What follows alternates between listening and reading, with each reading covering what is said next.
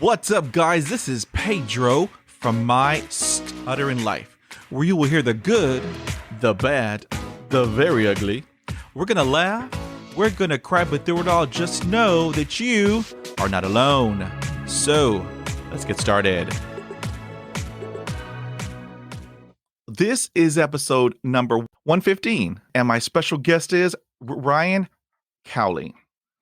Ryan is a hockey writer, author, and a public speaker who has been living in Toronto since 2009. Ryan has written for such publications as the CBC and the Globe and Mail, and is currently the co-editor of hockeyroyalty.com. Ryan has also spoken for the Canadian Stuttering Association and Australian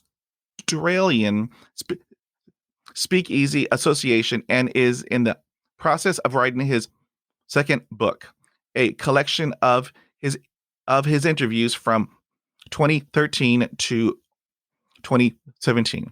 I am honored to have him as a guest with me on the My Stuttering Life podcast. Welcome, Ryan Cowley.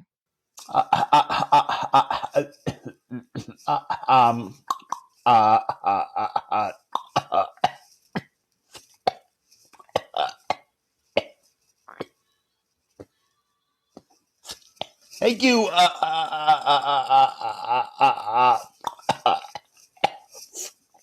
for having me, Pedro. I am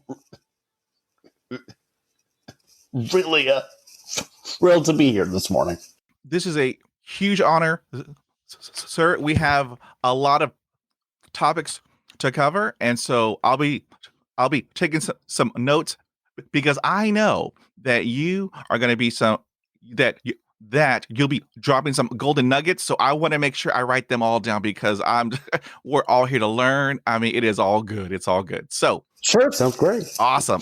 Okay, so do you remember when you first began to stutter? It's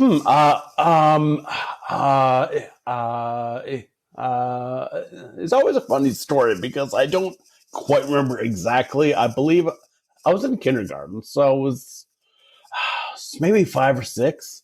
I do, however, let's go back to when I was 3 briefly. I did start singing speech therapists, but it wasn't because I stuttered. It was because I guess I was like very shy as a kid, and like as a young kid, and mostly because I think I did speak, but I wasn't willing to speak a lot. So the very first time I did see speech therapists, it was for that. Whether they detected a stutter, I don't think so. But quickly fast forwarding to kindergarten, I remember we were in class, and this woman came into the classroom to see me, I mean, especially from the perspective of a 5 or 6-year-old, you don't really know what's going on, but I just remember my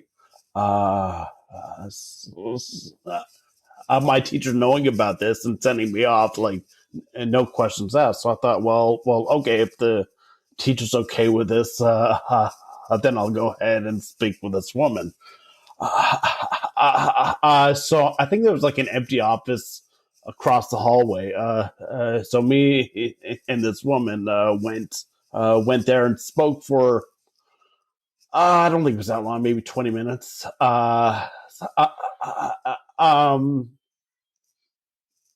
don't remember any exercise. I just remember us like just talking about just ordinary stuff, like small talk, like house, school, and stuff like that. And so we wrapped up, and as we're about to leave the office, she leans down, and is like very encouraging, saying, "Well, that was good, Ryan. That was really good." And I mean, I mean, I never thought it was patrionizing because, again, I was like 5 or 6. But more than that, it was just I was appreciative, but I was also confused because I'm thinking to myself, I mean, thank you, but I don't know why it wouldn't be good. And I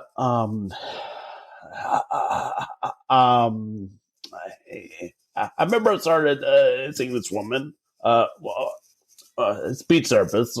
I mean, I should at least establish what she was. Um, um, uh, uh, uh, no, and I do remember I did speaking like during our sessions, like within my first a few sessions. So yeah, I guess it was around that time, um, but I also remember that like to me, I mean, to me, it wasn't anything alarming to stutter because it just like because I was so young, it seemed more or less normal anyway. I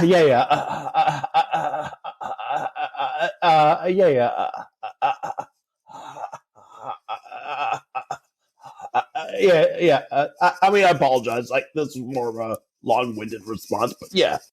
It's all good, Ryan. And I'm glad that she had pulled you out, for speech therapy. Because, I mean, when I was in it back in the late 1970s, we had a Oh, wow, PA okay. speaker, a PA speaker in I see. every Yes. class.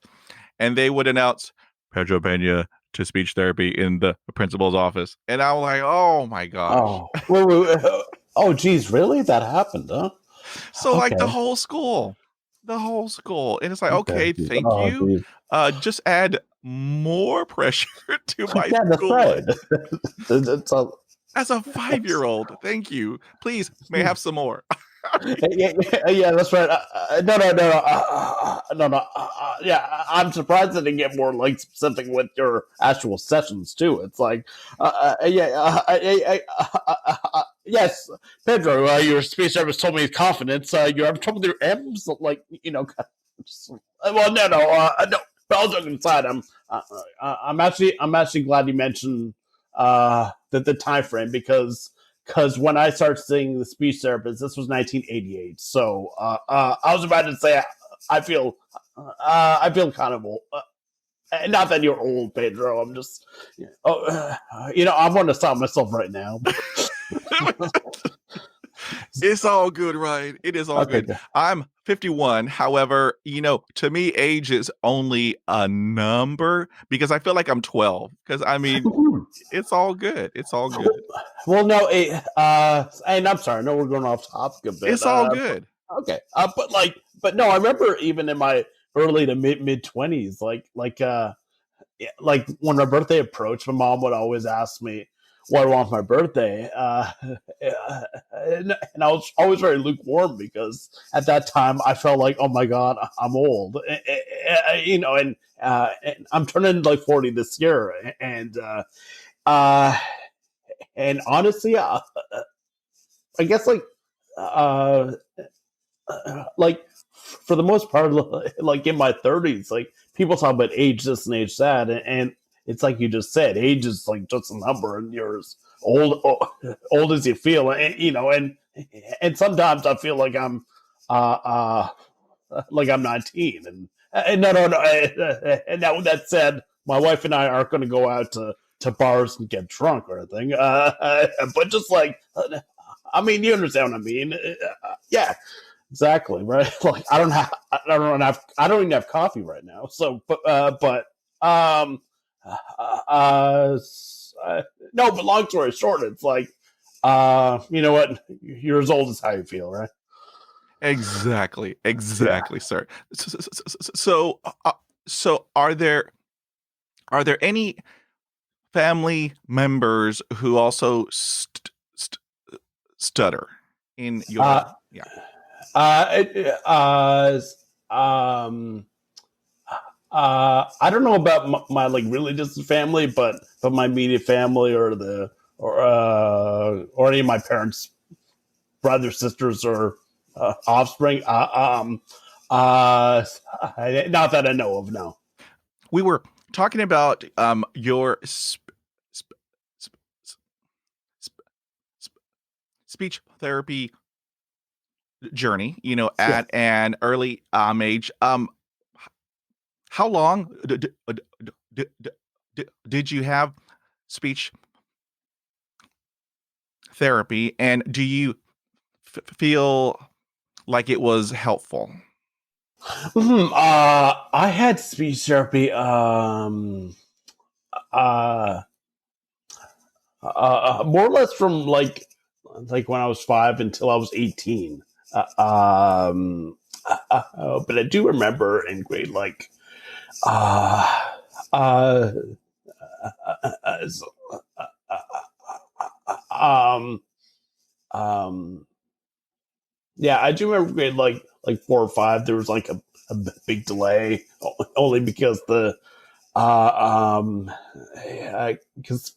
because I guess speech therapists had a contract issue with the schools, and because I grew up in Ottawa, and initially the speech therapy I received was through the Ottawa Children's Treatment Center, and then I guess that contract expired, and ultimately the speech therapists work the union or whatever they call themselves. They worked independently. Unfortunately, it kind of took a while for that to happen.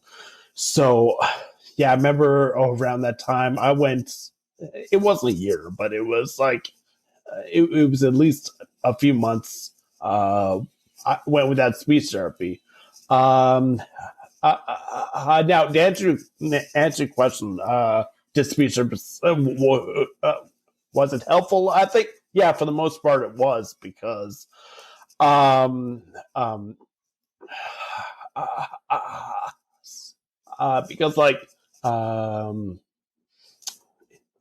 especially my first 5 or 6 years with it, went over just like a lot of the basics,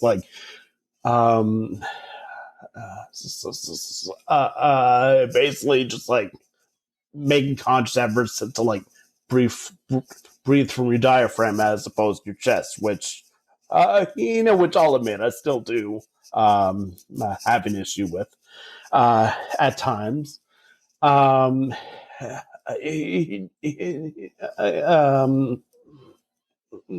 just like to just and then of course speaking more slowly, not using what one of them called garbage words, so in which uh, um, which I admit is continues to be a bad habit for me, but it's I mean, Rome wasn't built in a day, right? Yeah, yeah, for the most part, it was helpful. Now, I'll admit it. Um, it took me years before I really, I guess if you will, grasp the appreciation of speech therapy, because when I was in elementary school,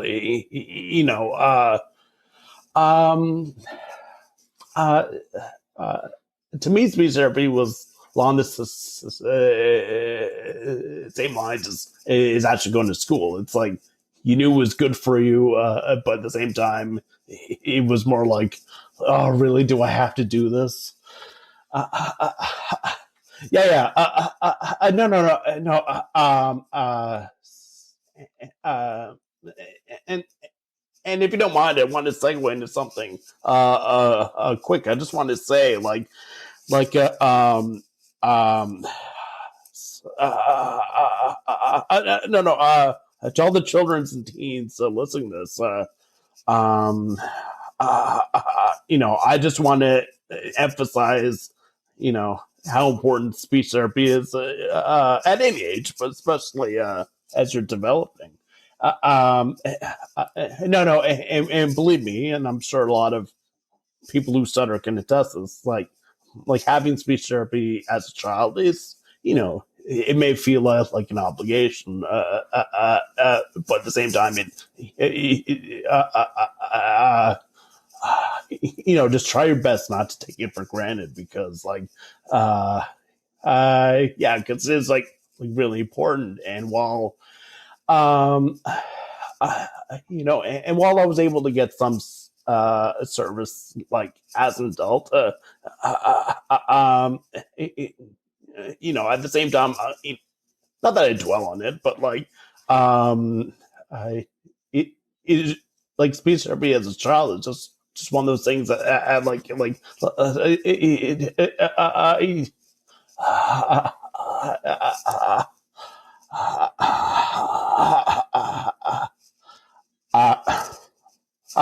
sorry, Pedro. Excuse me. No. It's all good. It's all good. Yeah.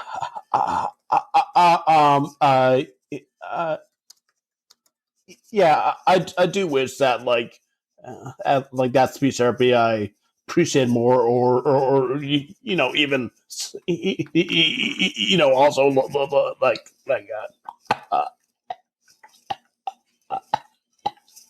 took advantage of more. So yeah. When I was going through the start of my speech therapy in the late 1970s, there wasn't much, known about it other than what I had perceived in the, in the media, like, Porky Pig. I was called, Porky Pig, all through school. And I mean, during the late 1970s and the early 80s, the speech therapist's goal, and bless their heart, I know they had the best of intentions, and I had wonderful speech therapists. The goal back then in the late 1970s was to have me talk like everybody else. And so, right. They had these long cards that had a magnetic strip. And so the speech therapist would give me words, to pronounce, and it would be recorded through this, card, and then she would play it back. Oh yes, yeah. For me, and that's like, I mean, it's like, oh my gosh, that's how I sound. Yeah. And I thought, I mean, what? I mean, there must be something wrong with me. I mean, am I damaged? Am I broken? Because I can't talk like everybody else. And the goal of speech therapy that, I went weekly, it was to have me speak like everybody else, quote unquote, normal. Yeah. And I mean, and, back then, Ryan, I thought I was the only one. I thought I was the only one in school. And so it's like, I mean, why am I the lucky one? Thank you, God. I mean, why did you? Yeah. It's like, why me? Why me? But during my years of speech therapy later in life, I'm out, outside of school. I learned the mental health aspect, which I wish, Ryan, I wished I had learned it back when I was, younger, because it would have helped me handle the bullies. It would have helped me handle my self-esteem. It would have helped me handled, the darkness that, comes with stuttering. Because, they it's not spoken. The goal is fluency. And so, all those years, of going through speech therapy, I mean, in my head, because I was told, I was told by a lot of people, Ryan, that I was slow, that I Yeah. was stupid, and that I had a form of mental retardation. And so no one will hire you. No one Oh, will wow. marry you. You're never going to have a career. All that you will be good for is to just collect a disability check every month. So, Wow. Oh, dear. so if you hear that, I mean, almost every day of every month of every year throughout your whole school life, I mean, it has a tremendous impact on you. And had I learned some coping skills, I mean, I would have been better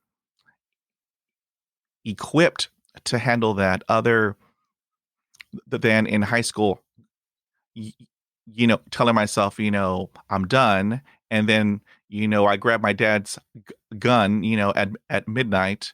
And so, I was going to end it under a bridge. Yeah. However, I found the light. I found the light. And so in talking about school, because as you know, Ryan, school is, whew, I Oh, mean, yes. school is stressful. Yeah, yeah. However, if you have a stutter, it's a little bit more stressful. So how did you handle school with having a stutter? Oh, dear. Well, uh, no, no, no, no, no, no, no. I mean, I don't want to say ignorance was high. No, but I do remember even when I started speech therapy, that attitudes towards stuttering were definitely different than they are today. But uh, and as you said, and like you, and I can't stress enough, all my speech therapists, the ones I remember at least, all of them were great. The stuff you were told, none of them told me any of that. So I'm definitely, thankful for that. No, no. Um, um, I don't believe anyone ever told me I wouldn't get married, but um, um, uh, uh, uh, yeah, I do remember like like even as an adult, it's just like oh geez, I went to a couple of maybe more than a couple of employment agencies in Ottawa, and I was pretty much told that. But by some, not all. That because my star, I wouldn't be hired or anything like that. And uh, uh, uh, uh, now I admit I wasn't told this as often as you may have been, but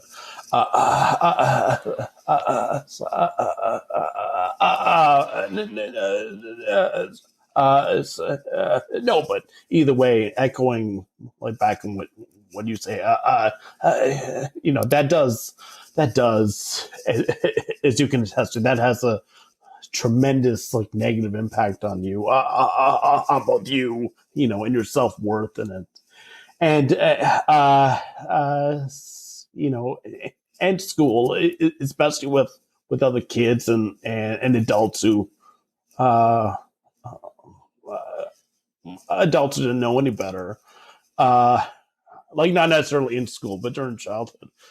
Um, uh, uh, uh, uh, um, uh, yeah, unfortunately, because of my speech. Um, whew, um, yeah, yeah. Unfortunately, I was um, uh, um,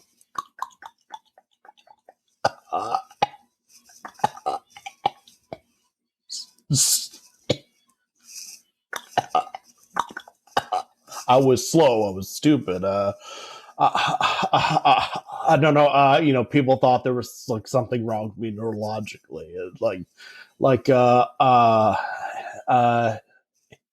And also as a kid, I had another bit of a speech impediment. I had a really hard time pronouncing my R's. So my R's, they would sound like W's. So if I said it's raining out, I'd be like, it's raining out. And yeah, a lot of people, gave me a hard time because of that. Just going back to what you said about your stuttering,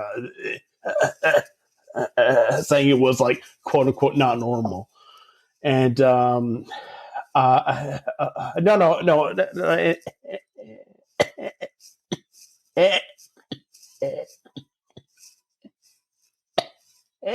And Pedro, I'm really glad you brought up the mental health aspect because, as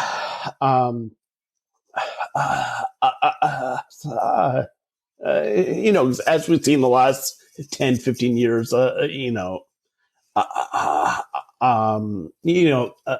the general, there's still stigmas involved, but the general acceptance of mental health and has really been embraced the last decade or so.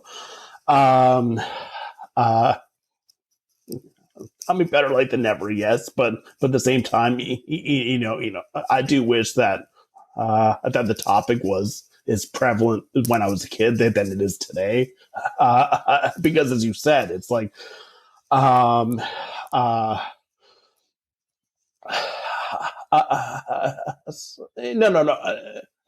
I mean, overall, I'm better for it. I survived everything, but yeah, I do wish I had much better coping skills with my speech because, I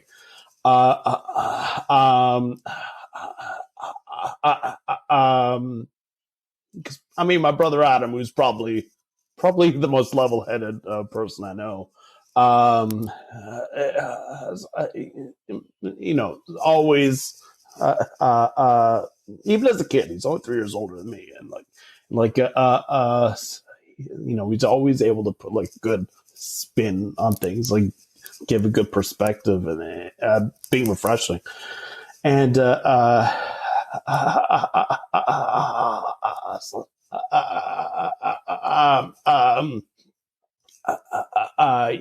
Basically tell me that, that my stutter is one of the things that makes me unique, that helps me stand out.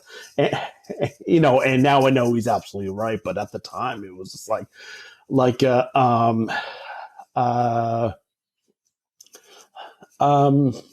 yeah, when viewing my stutter, I tend to be dramatic as a kid. So, I did unfortunately have a tendency to feel sorry for myself. It's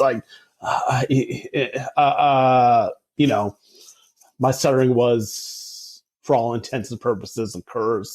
Why me? Why do I have this? And of course, unfortunately, being too selfish to realize that, hey, there are people who have it a lot worse, but I mean that's another thing.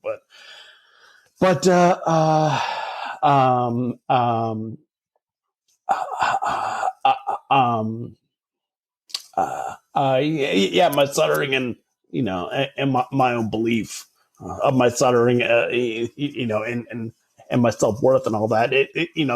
That really, I mean, that negative effect affected me, academically, socially, and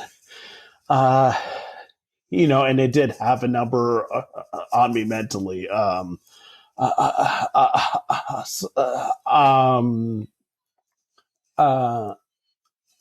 don't know. I don't know if I thought this as a kid, but I did think of this as a teenager and as a young adult. Yeah, geez, God, there were there's so many times I wanted, I'll just say it, to end it.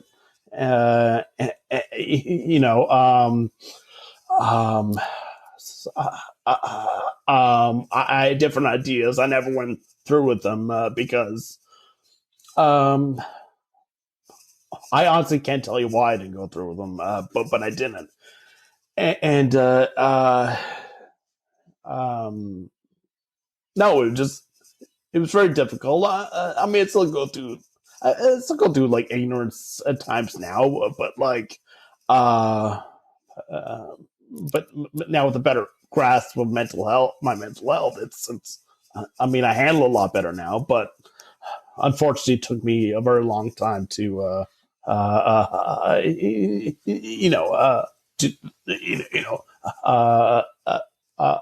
get to that point. And like, I was diagnosed with depression in 2004. However, yeah, I think I think I struggled with that for years before. I mean, I can go back as far as maybe 1993 or 94. And yeah, so there you go. So, Ryan, how did you handle the bullies? Because I mean, I don't have to tell you. I mean, Oh yeah.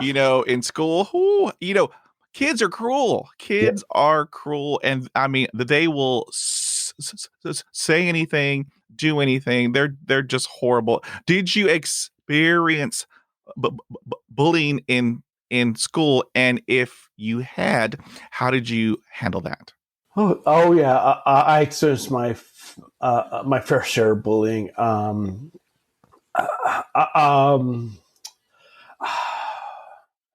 I mean, I'll admit it. For the most part, I didn't do anything. I was just like, I was very shy and passive. I was just like, kind of tail between my legs and kind of walk away.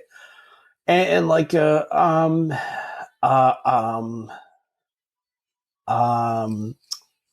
don't know. I didn't fight back because like, well, yeah, for a few reasons. One, I didn't really want to garner a reputation for for being belligerent. I didn't know what belligerent meant at the time, but you know what I mean.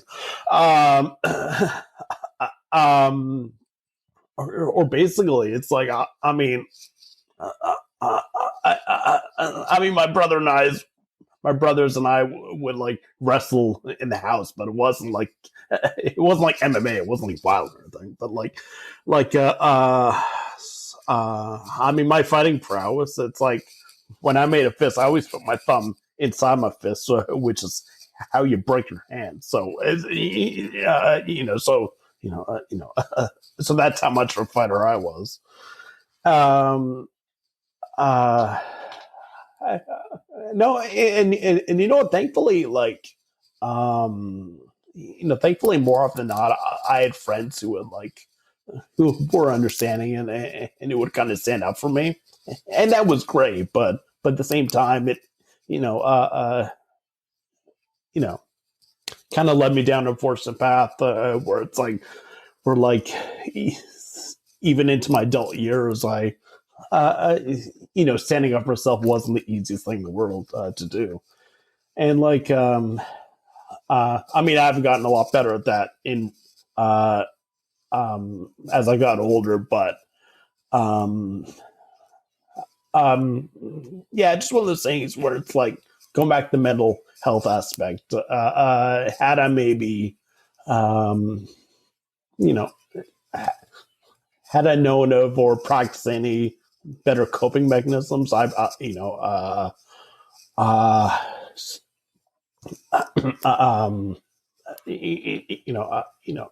probably would have been able to stand up myself without issue, no questions asked. But unfortunately, unfortunately, one of those things where I wasn't able to, and yeah, there were times I was, I mean, I never feared for my life or anything, but if it was like Sunday evening, I would be dreading going to school the next day yeah, exactly. Which, God, I remember a lot like grade 9, it got really bad. I was I mean, like I was threatened to be killed and all that, and yeah, I think that's when my depression really went to another level because it's like 97, 98, and um, yeah, and I remember like literally losing so much sleep because of it, and like and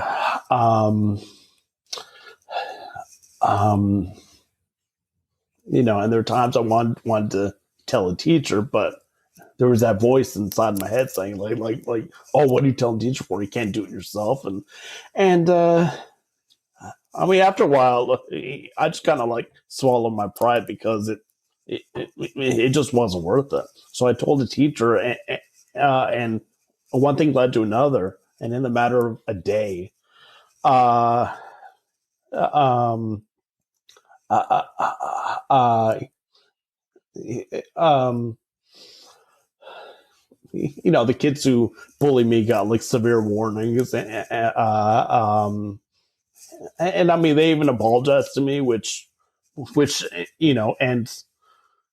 and it's someone at the time who had a habit of questioning someone's sincerity. I believe they were sincere, and uh, the next year I went to a new high school, an arts high school, and it and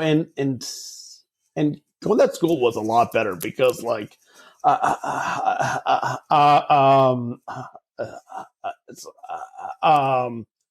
because it was an art school, everyone was very comfortable and open being themselves.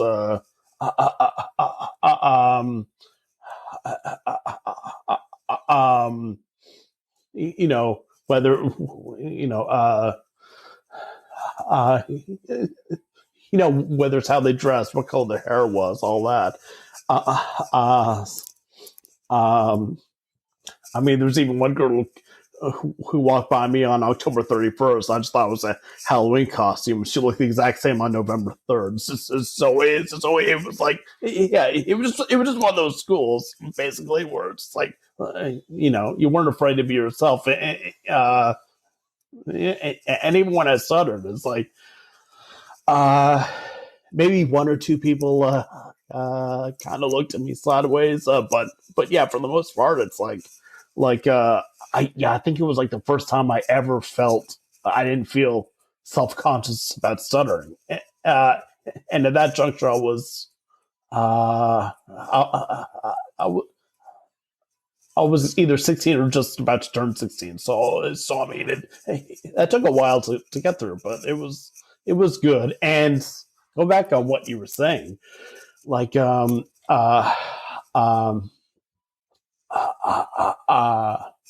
was once part of a group speech therapy group a few years earlier where some other kids stuttered, and so like I knew they stuttered, but I didn't.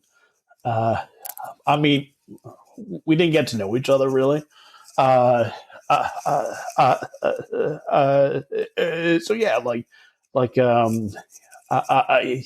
yeah, I'll admit it did take a long time for me to really like come out of my shell, so to speak, and meet other people who stutter because yeah, like you said, I really thought I was alone for the longest time. See, and your bullies, okay, for the record, bullies are bad. Bullies are horrible. I mean, don't ever bully anybody. Your bullies apologized. And I'm like, okay, back up the truck. Okay, beep, beep. Your bullies apologize.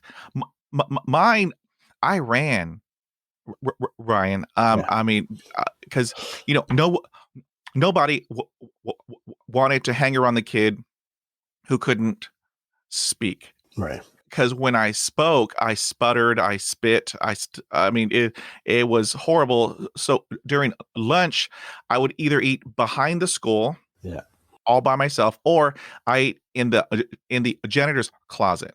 The janitors, oh my God, they salt of the earth, love, love, love. They were non-judgmental. And so, I would just hang out there and eat my lunch. And I mean, for an extremely long time, Yeah. And, you know, n- later on, I realized that hurt people hurt people. Yeah. So if you have to put me down, laugh at me, mock at me to make yourself feel better, that is on you. Yeah. Because I know Pedro's awesome. Yeah. And I mean, it's like, just, just let it go. Is a there is a freedom in just letting it go, because hurt people. You're awesome, and they have the issue, not you. So, Exactly. Yeah. No. No. Yeah. No. And I'm really, really. Yeah. Yeah. And I can't tell you how happy I am that you brought that up. Only because, like, yeah, and like you, what you just said about eating by yourself, whether behind a school, gender's closet. Yeah, you know what? Yeah, that's something I can relate to on a first-hand level, because because as you were telling that story, I almost thought like you went in my brain and were like rehearsing my life, because that was like, or reiterating my life rather. Um, uh, but no, uh, it's funny in my book. There's one particular a bully who stuttered me. I mean, he didn't like physically push me around or anything, but um, here, I'll paint a quick picture. Um, uh, you know, we would go to school or in the morning, hang out by the lockers. His locker was just maybe 3 or 4 down from mine, and I was going into my locker, and so was he. And I guess earlier that week I went down the cafeteria and asked for a chocolate muffin. Now, uh, of course, this was long before cell phones where you could order on your phone, right? So, like, I would go down and have to manually ask, "Can I have a chocolate muffin?" Of course, I had trouble on the C and the ch. So I was like, "Can I have a I don't know if it was like that exactly, but you get the idea. And here's this kid who just like, as he was going to his locker at the same time, uh, be whispering like the mocking of it, and I mean, inside it killed me. I was infuriated, but on the outside, I didn't pay any attention. I just got my stuff and went on my way. And no, and this kid made me angry for, I don't want to say a long time. It was only a few months, but um, but I do remember uh, one afternoon after school, I was in the principal's office waiting for one of my friends, and this kid, the bully, he was on the basketball team, and he was sitting a few chairs over, uh, kind of arguing with the basketball coach, and the coach had said that because he didn't do his homework or an assignment, he couldn't play in the next game. And the coach walked away, and a few minutes passed. No, no, no,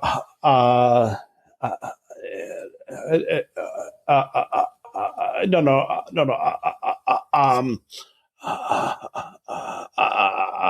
Yeah, and after a few minutes, I could hear him like sitting there crying, and I mean, it wasn't like bawling like a baby or anything, but you could hear him crying, and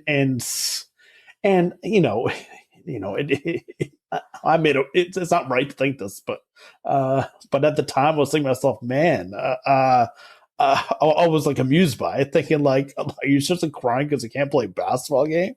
Then of course that shift in perspective happened. It's like, I don't know how I wasted so much energy being bothered by by the times you mocked me.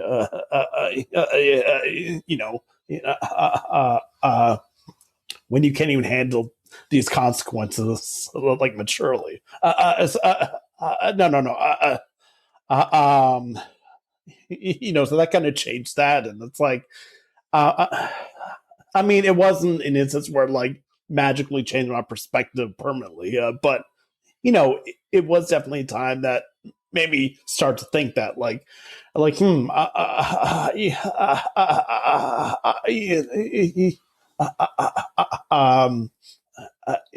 know,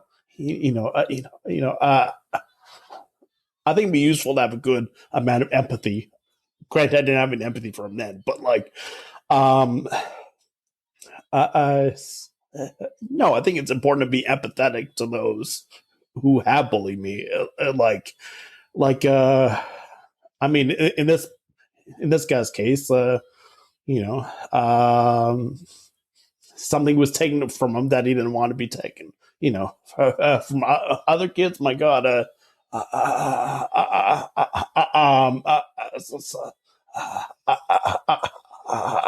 they could probably go home being ignored, or or have parents who are like absent or abusive or something. Like you never know, and it's like, and I'm proud to say that I'm, thanks to that instance, I've gradually had a better understanding, of what might be going on in the bully's life that makes him or her a bully. You know what I mean? I do, yes, sir. Yeah. Ooh,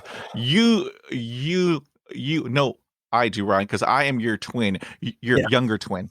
Yeah. So. Yeah. Thank you. Yeah, we had to emphasize that, huh? Yeah, you're much younger twin. Okay. All right. So, let me ask you this. Sure. Because I didn't learn this, until, how things, just hit you, at at a certain time, and then in your head something clicks.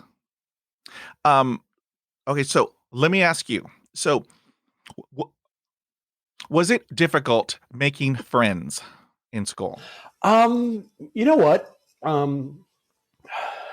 In elementary school, at least, I don't remember it being difficult. That's and I actually thought about that, like, as I was writing my book. It's like, like, once I got to high school and even college, it was harder making friends.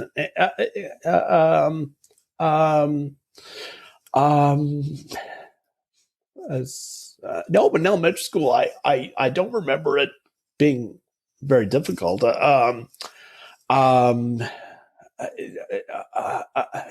mean, I wasn't like Mr. Popular. I wasn't friends with everybody. But yeah, off the top of my head, like, as far as regular friends go, yeah, I had about 4 or 5 like good friends, which is, no, no,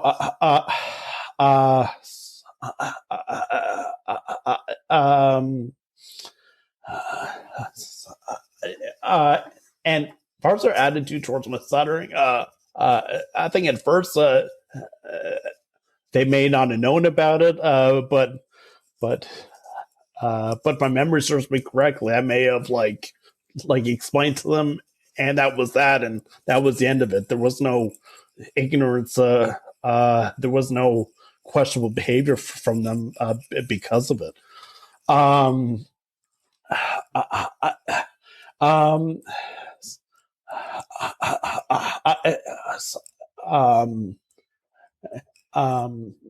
I think at that juncture, I think, like, I mean, I was cognizant of the fact that I stuttered, of course, but like, no, no,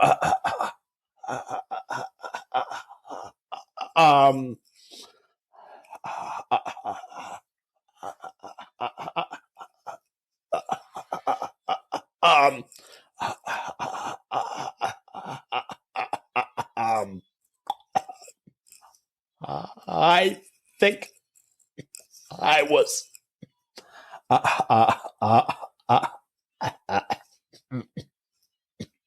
or focus on being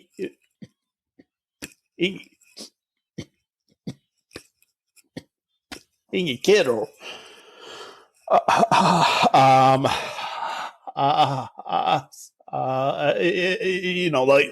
like more than anything else, because like I think part of my issue with I think part of the reason I had trouble making friends like as an adult was just because like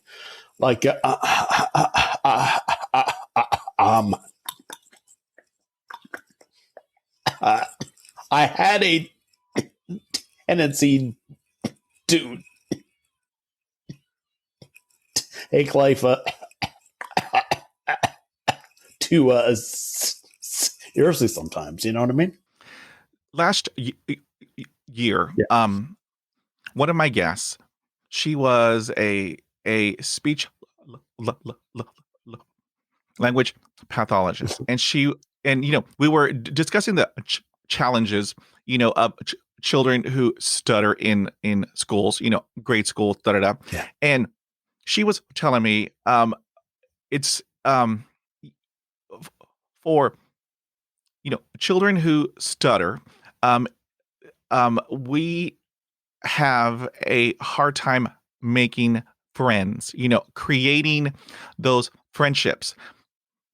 For me, this light just went off in my head because, I'm all through, grade school and, junior high, I was isolated. Yeah. Um, because, no one wanted to hang around the kid who would spit, and da da da, sputter or stutter, da da da. So mainly I was just by myself. Yeah. So I never learned how to make a friend, much less keep a friend, hold on to a friend. Right. That that that light went off in my head, and it dawned on me that was me. Because I'm like you. I only have, I can count on my hands 5 people, in my life who are truly awesome Yeah. in friendships, and you have to work at it. Woo. Yeah. For sure. It's hard work, Ryan. It's hard work. However, I didn't have those skills in school, so I had to learn at 50. At 50, Ryan, I had to learn um, on how to create a friendship, how to maintain that friendship, and it's like, oh, so that's why. That's why, I was unable because I've had, just a couple of friends and then, we just go, our separate ways Yeah. Same with me. because, I didn't know how to maintain it. And when she told me that, ooh, I had that Oprah aha moment. I said, holy mac and cheese. That is Pedro. So yeah, Yeah. that was interesting. Mhm. So so um we are still talking about school, Ryan. Yeah. So do, do you have any advice for parents, teachers, and speech therapists with regards to children who stutter? That's a very good question, Pedro. Mhm. Yeah, I do.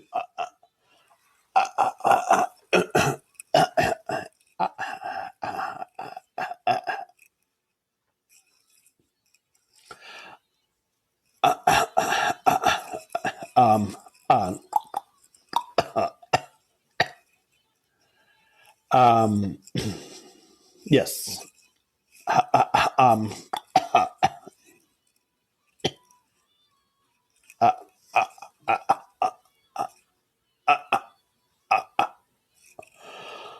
uh,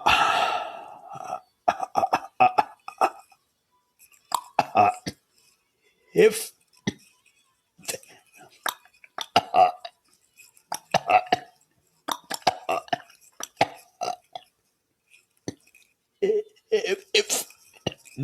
ever doubted,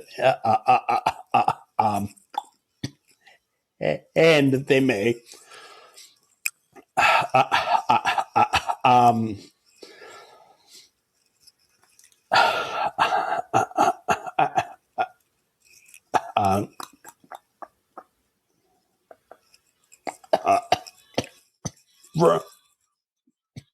remind your kids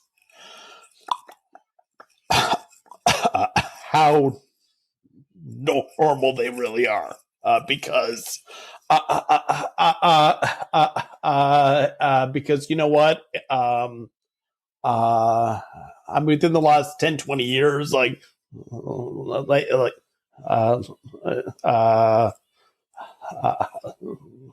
if you were a kid raised or still within 20 years or still are, it may not seem like much, but yeah,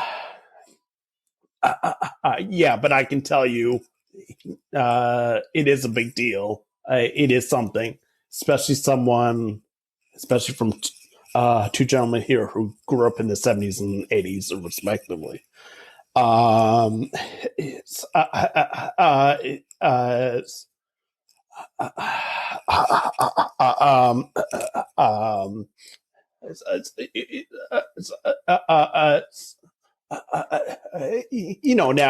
Pedro, both you and I have turned out very well. Obviously, we fought through our trials and tribulations, and at the risk of sounding arrogant, I think we both should be commended for that. No, with that in mind, though, and not that we dwell on the past or say like what if, but like, I think as people, I think it's only human nature to go back and wonder, what if this were different? What if that were different? And and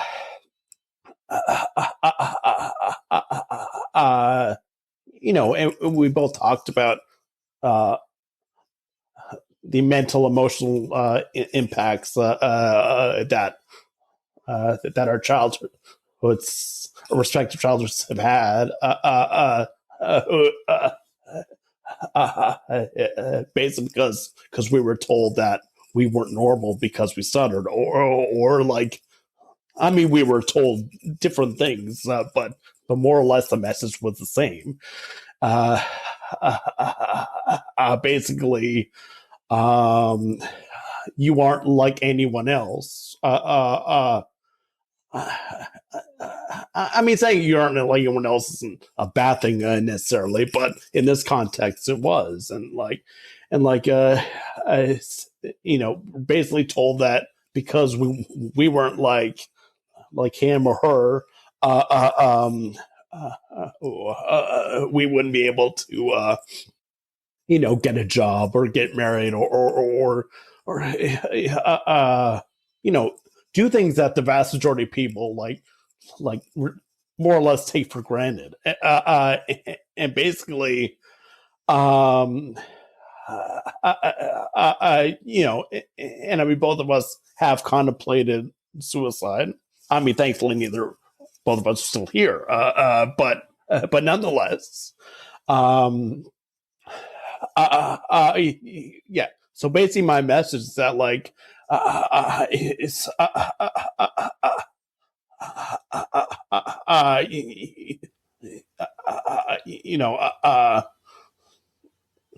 I mean, this goes with people with any affliction, but especially with people who stutter. Like, no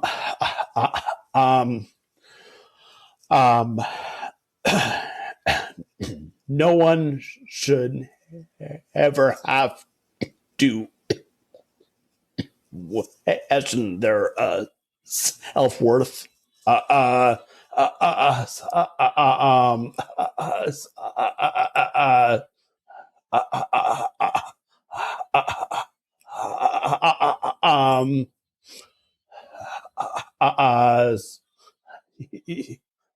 Yeah, no one should have to go through that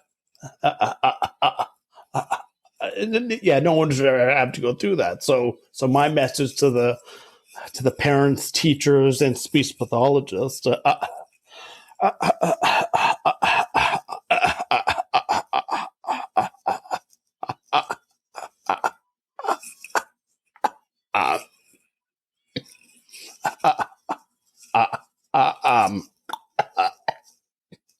Make sure that your kids feel and are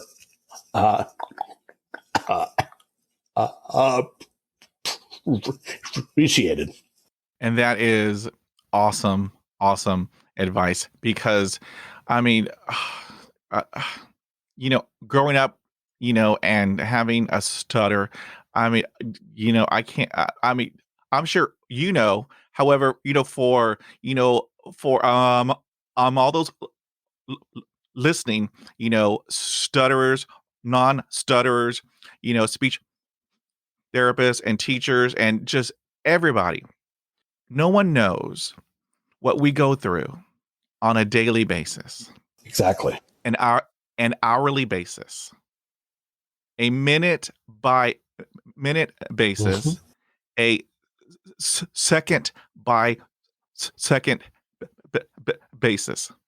Because I can only talk for me. So from the moment I wake up, my whole body is tense.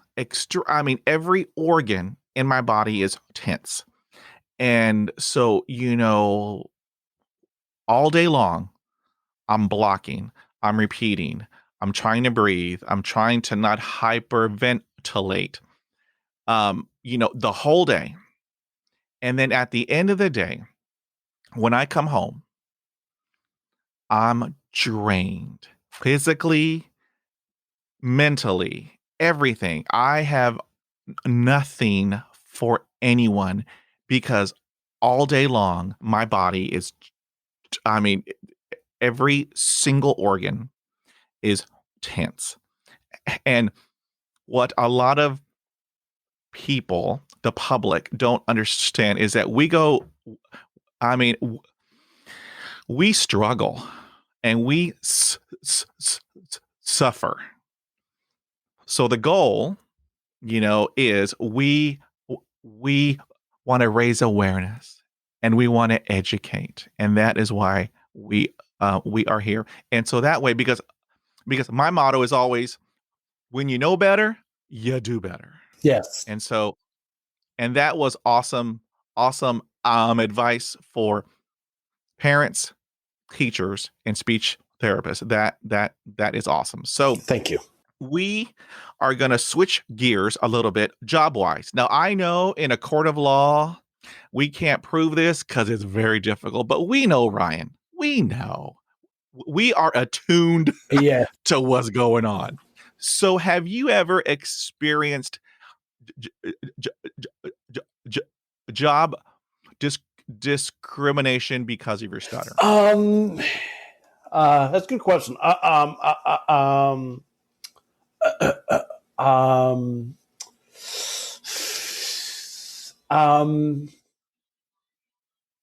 don't know if I would go ahead as far as calling it like intentional like discrimination, but I do remember there was a job I had years ago.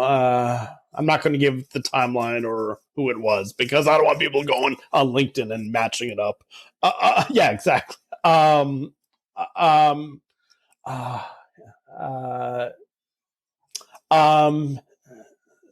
know about other people who stutter, but for myself, I have a really hard time speaking to someone if I don't have eye contact with them. So, for example, if they're in the front seat of a car and I'm in the back seat and they're asking me a question, I have a really hard time speaking. Or if we're at a job where we're in cubicles and they're asking me questions from over the cubicle, I have a hard time answering. Face to face, that's a different thing. But like, I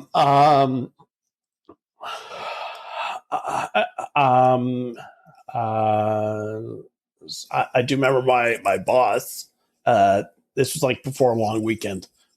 like the Friday of a long weekend, you know, and they were saying bye to everyone, and they yelled bye Ryan, and of course I couldn't get, and I couldn't reciprocate that verbally, and yeah, and I heard them utter like something dismissive or sarcastic, saying, "Tell me like have a good weekend too," and kind of that, "Oh yeah, you have a good weekend too," kind of thing. It's like, and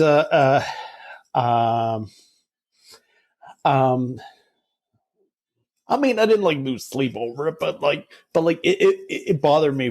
It bothered me that weekend, and I mean, I told them on the Tuesday because I don't think they really understood, and that's also the frustrating thing with some jobs. Even though I tell them that I'm a person who stutters, you know, some of them don't really grasp it. I mean, no one's ever said this, but like, I'm speculating here. But people may think it's like kind of in my head or something, or they think if I'm stuttering, something must be wrong, or I'm not okay, or something. You know, you know. And I was talking to my brother Rob and my sister-in-law Harmony about this over the weekend, and no,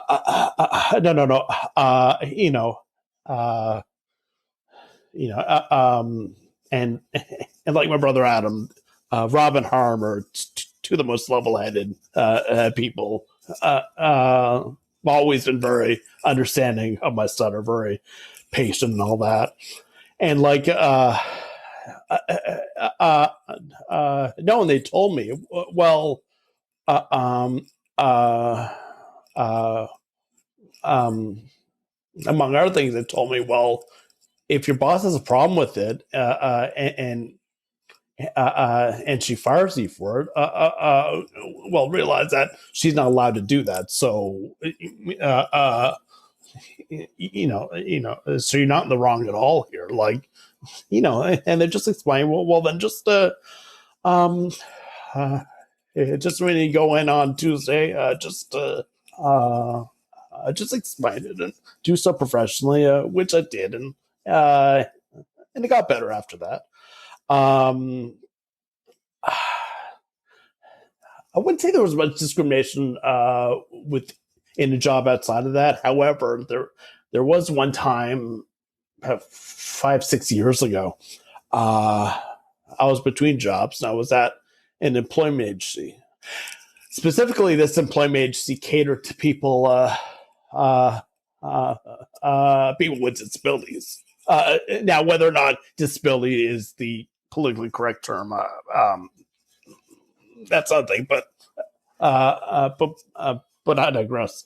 And so basically, I went in, and I guess it was like a quiet day because I was there at a round table with three of the other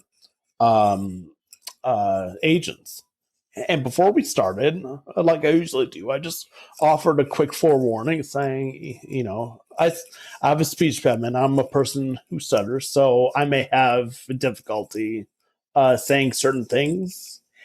And, so they seem to understand it. So, so we began the meeting kind of with like a bit of small talk, get to know me. So I started that way. And once I was done, I could see kind of them two of them looking at each other and kind of partial amusement, and and they were kind of like smiling, like, "Are you okay?" And I'm like, and kind of taken aback by it. I'm like, I don't know what's confusing here. I just told you. I didn't say it like that. I was like professional about it, but like. But I'm just thinking like, I think I said like, yes, I stutter. With all due respect, I just told you that. And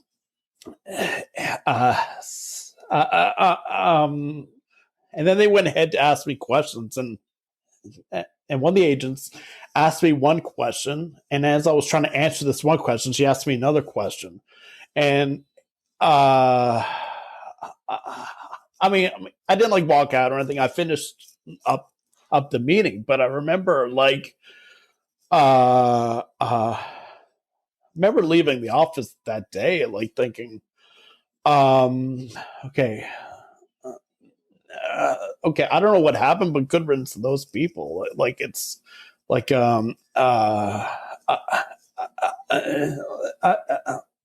mean, it hurt that adults did this, but it especially hurt me because like these are people from an agency that caters to people with disabilities. No.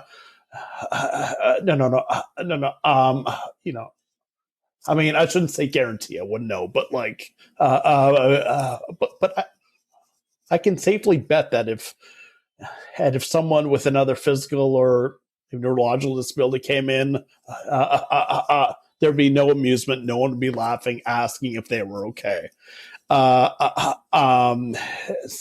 You know, and especially my frustration off about this in my book. It's like, you know, how come, like, for argument's sake, you see someone in a wheelchair, someone walking with a crutch, and you know, and you wouldn't dare laugh. But the thing is,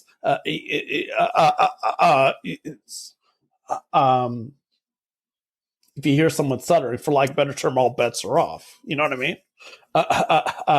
Yeah. So just, yeah. So just one of those frustrating things. Thankfully,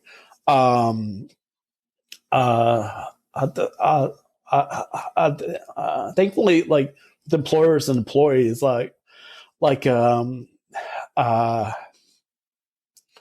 attitude towards my stuttering was very progressive and open-minded. Like I remember I went for a job interview in 2012, and it was through an agency, and it was a job that normally required speaking on the phone, and I've always had trouble with that, even today.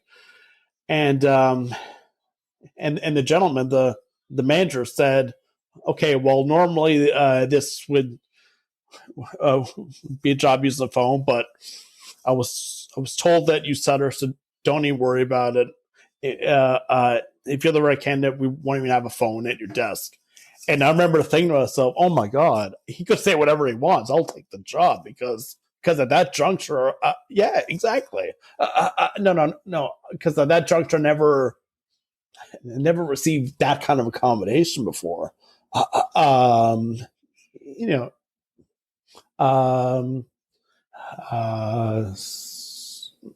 yeah, and I always hold that manager and that employer in high regard because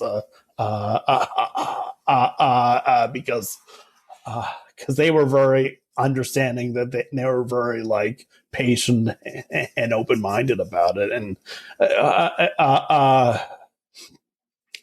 you know, and Pedro, I don't think I have to tell you just how refreshing that felt because here I was. You know, this amount of respect, like this is something I had been looking for years, like at this point. So yeah, so when that happened, I'm like, oh my god, that's awesome. I didn't say it out loud. I went, yeah, but internally it was all over. Yeah. Ooh, Ryan. I mean, job interviews. I mean, okay, so they're hard for Yeah. everybody, but if you're a person who stutters, it's like a million times harder. And I can't. I mean, ooh, I can't tell you. I bombed so many. Because you can't hide this. I'm sorry. So like, hello, No. you can't hide this. And so, you know, after I bombed, you know, and one time I ventilated, and the woman gave me a bag to breathe in. You know, granted, I wasn't hired, but I was thankful that she gave me the bag, Okay. you know, to breathe in. And I mean, and um, and I mean, I crashed and burned on so many job interviews until later in life, I did what you did. I disclosed. And, once I did that, the pink elephant that was in the room is now gone. And now I can focus on answering all of their questions. Yes. And I created an icebreaker. Okay, now you may use it. I won't charge you. Okay. But here is my icebreaker. It works every single time. Hi, good morning. I'm Pedro Peña. I have a speech impediment. I have a stutter. So if at any time, um, my eyes may close, my arms may go all over the place, and if I have a block, don't worry. Give me 8 hours, and hopefully that were to come out. But if you know what I'm trying to say, help you, help me, help you. And once they smile, or they have a little chuckle, I know that I have lowered their levels of anxiety. I mean, and I educated them at the same time. And afterwards, I mean, they're asking me questions. I'm just giving them all my answers. Bam, bam, bam, bam, bam. And once I did that, Ryan, it's like, wow. It's like, look what I Yeah. did. Look what, because I can't tell you, Ryan, how many times I had to lie to HR recruiters who emailed me, and told me that I made it to the next round. However, they wanted a telephone panel job Man, interview. if I had $1, yeah. I had to. It pained me, Ryan, because these were the jobs that I dreamed of. Right. It is what I wanted. But I had to email the HR recruiter that I had already accepted another position. Yeah. And I've been I mean, you talk about, I called myself every name in the book. I mean, I kicked myself. And so later in life, when I disclosed, I got everything out there. Everything. It's gone. No more anxiety.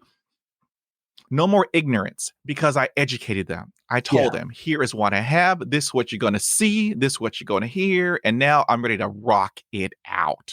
And thankfully, it worked. It worked. It worked. And so, so you inspire me in so many ways. Oh, thank you. I'm just blown away because you don't hold back. You don't hold back. You went in there and you told them, here is what I have. Granted, they could have been more professional. Yeah. They, respectful, just a tad bit more, integrity. Yep. However, you were awesome because, you were bold and courageous. And I tell everybody, Ryan, people who stutter, we are courageous. Mm-hmm. We are resourceful, because we have to be, because it's called survival. Yes. We are creative, and we are resilient, because I don't have to tell you, Ryan, I have been knocked down so many times by life, but I keep getting up. I mean, because I see the bigger picture. I know that I'm going to do great things. However, I may fail and fail and fail. However, I'm going to learn from all those failures, and I'm going to apply it to my next venture, and then I'm going to be successful. So, I mean, you inspire me. I got goosebumps here in Texas because you are just, I mean, you are just hashtag awesome. Wow. I mean, I'm like, I'm blown away. All right. Well, Whew. well, first of all, thank you very much for the kind words. I really don't know what to say to the latter of it. Don't take that the wrong way. I'm just I don't know. I've learned not to be arrogant. So yeah, no, but like, no, seriously though, uh, yeah, your disclosure of your stutter. Now ours don't match verbatim, but it's the same idea. And yeah, and you know this. It's like it's just this grandiose feeling of liberation when you do that, because it's like, you're all on the same page, and even though they may not understand it firsthand, they understand you a bit more and respect you more for this, and that's how I see it. And my thing is that, like, you know what? Alluding on what you touched on a few minutes ago, I'll be open and honest about it. If you respect me and I get the job, great. If you're disrespectful or decide to act like jerks, well, you know what? That's on you. I can't control what you do, but I did everything in my power to make the interview better, to make myself look better, and as long as I could do that, I give myself an A plus, and if I don't get the job, too bad. Well, there's going to be someone else along the way, and and at the organization I work at now, which I've been at for coming on 5 years now, one department I had an interview for. This was 2018, and this interview was nerve-wracking. This was like in a big room. I was at one end of the table, and there were about maybe five or six others. So as you can imagine, it wasn't ideal. But like, but they all had their laptops, and I had mine in my bag because I always have it. And like, and of course, this was a job that as far as knowing the answers, knowing what one would say, that wasn't an issue. It was, of course, actually verbally saying it, as is usually the case. And I don't know. And the woman leading it, who became my boss,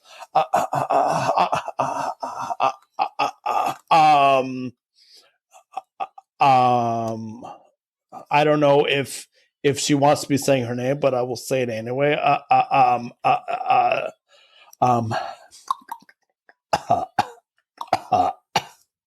Roma Ojima is her name.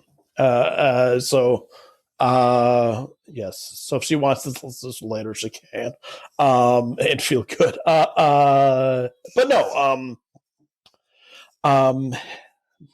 Basically, they asked me the first question, and I was having trouble getting the word out. And then what Roma did, she interrupted me. She did politely, but like she asked me, "Hey, do you have a laptop on you?" And I'm like, "Yeah."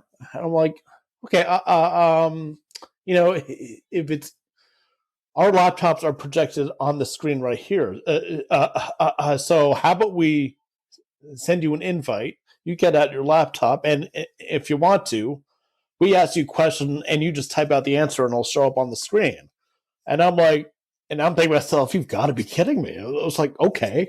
I mean, I know as someone who stutters, it's counterproductive to avoid speaking, but this is a big interview. This is a job I wanted, so it's like kind of desperate times, I guess.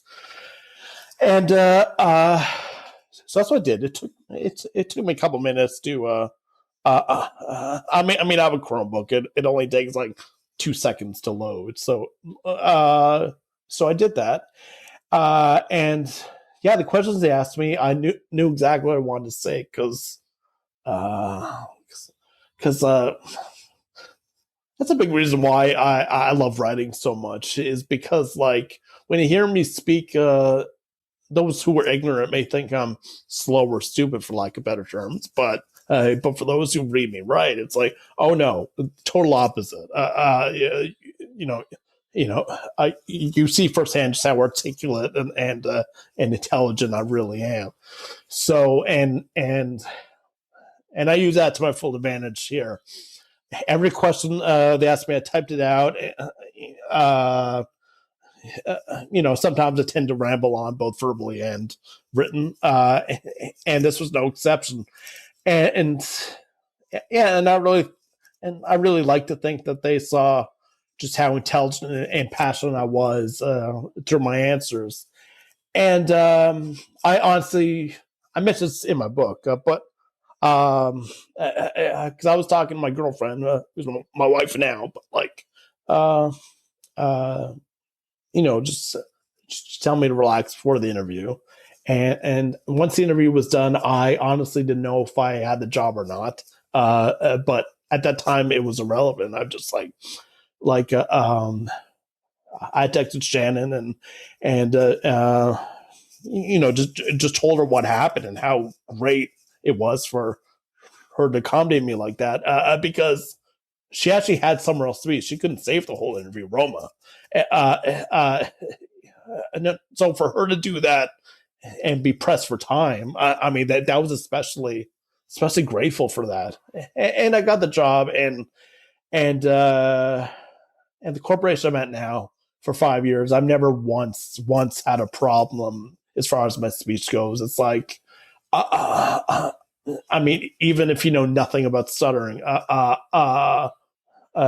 those people, those people could not be more understanding and open, and I'm forever grateful for everyone I worked with and for there. And and even people ask me about my son, which, at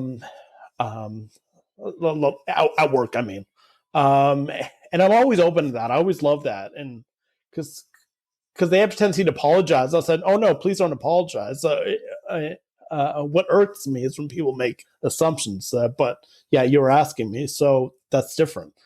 And and I tell them the same thing that I kind of say in job interviews. It's like, for those watching on YouTube, know that will probably know that if I have a hard time stuttering, I close my eyes.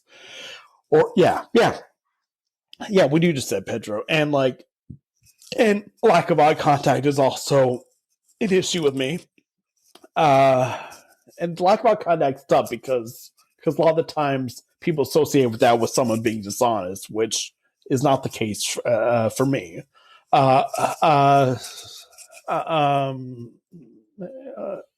No, but yeah, the company I'm at now, I'm just like, my confidence has grown exponentially there because of all these people who were so understanding, all these people who were like legitimately curious about my stutter and all that. So yeah, and and I'm sorry, Pedro. I think I may have gotten off track a bit. So No. I mean, what I'm doing is I'm taking notes, Ryan, because you are just, you are dropping golden nuggets. I mean, it's okay. There are three things that I want to respond to. So the first one is, you were talking about the job interview, your job interview, and the other people's negative demeanors. Yeah.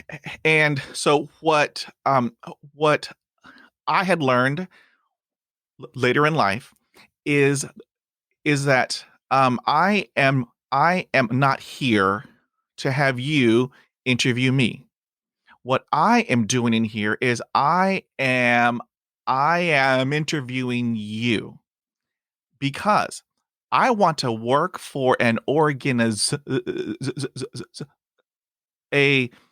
company who has integrity and professionalism, code of ethics, respect.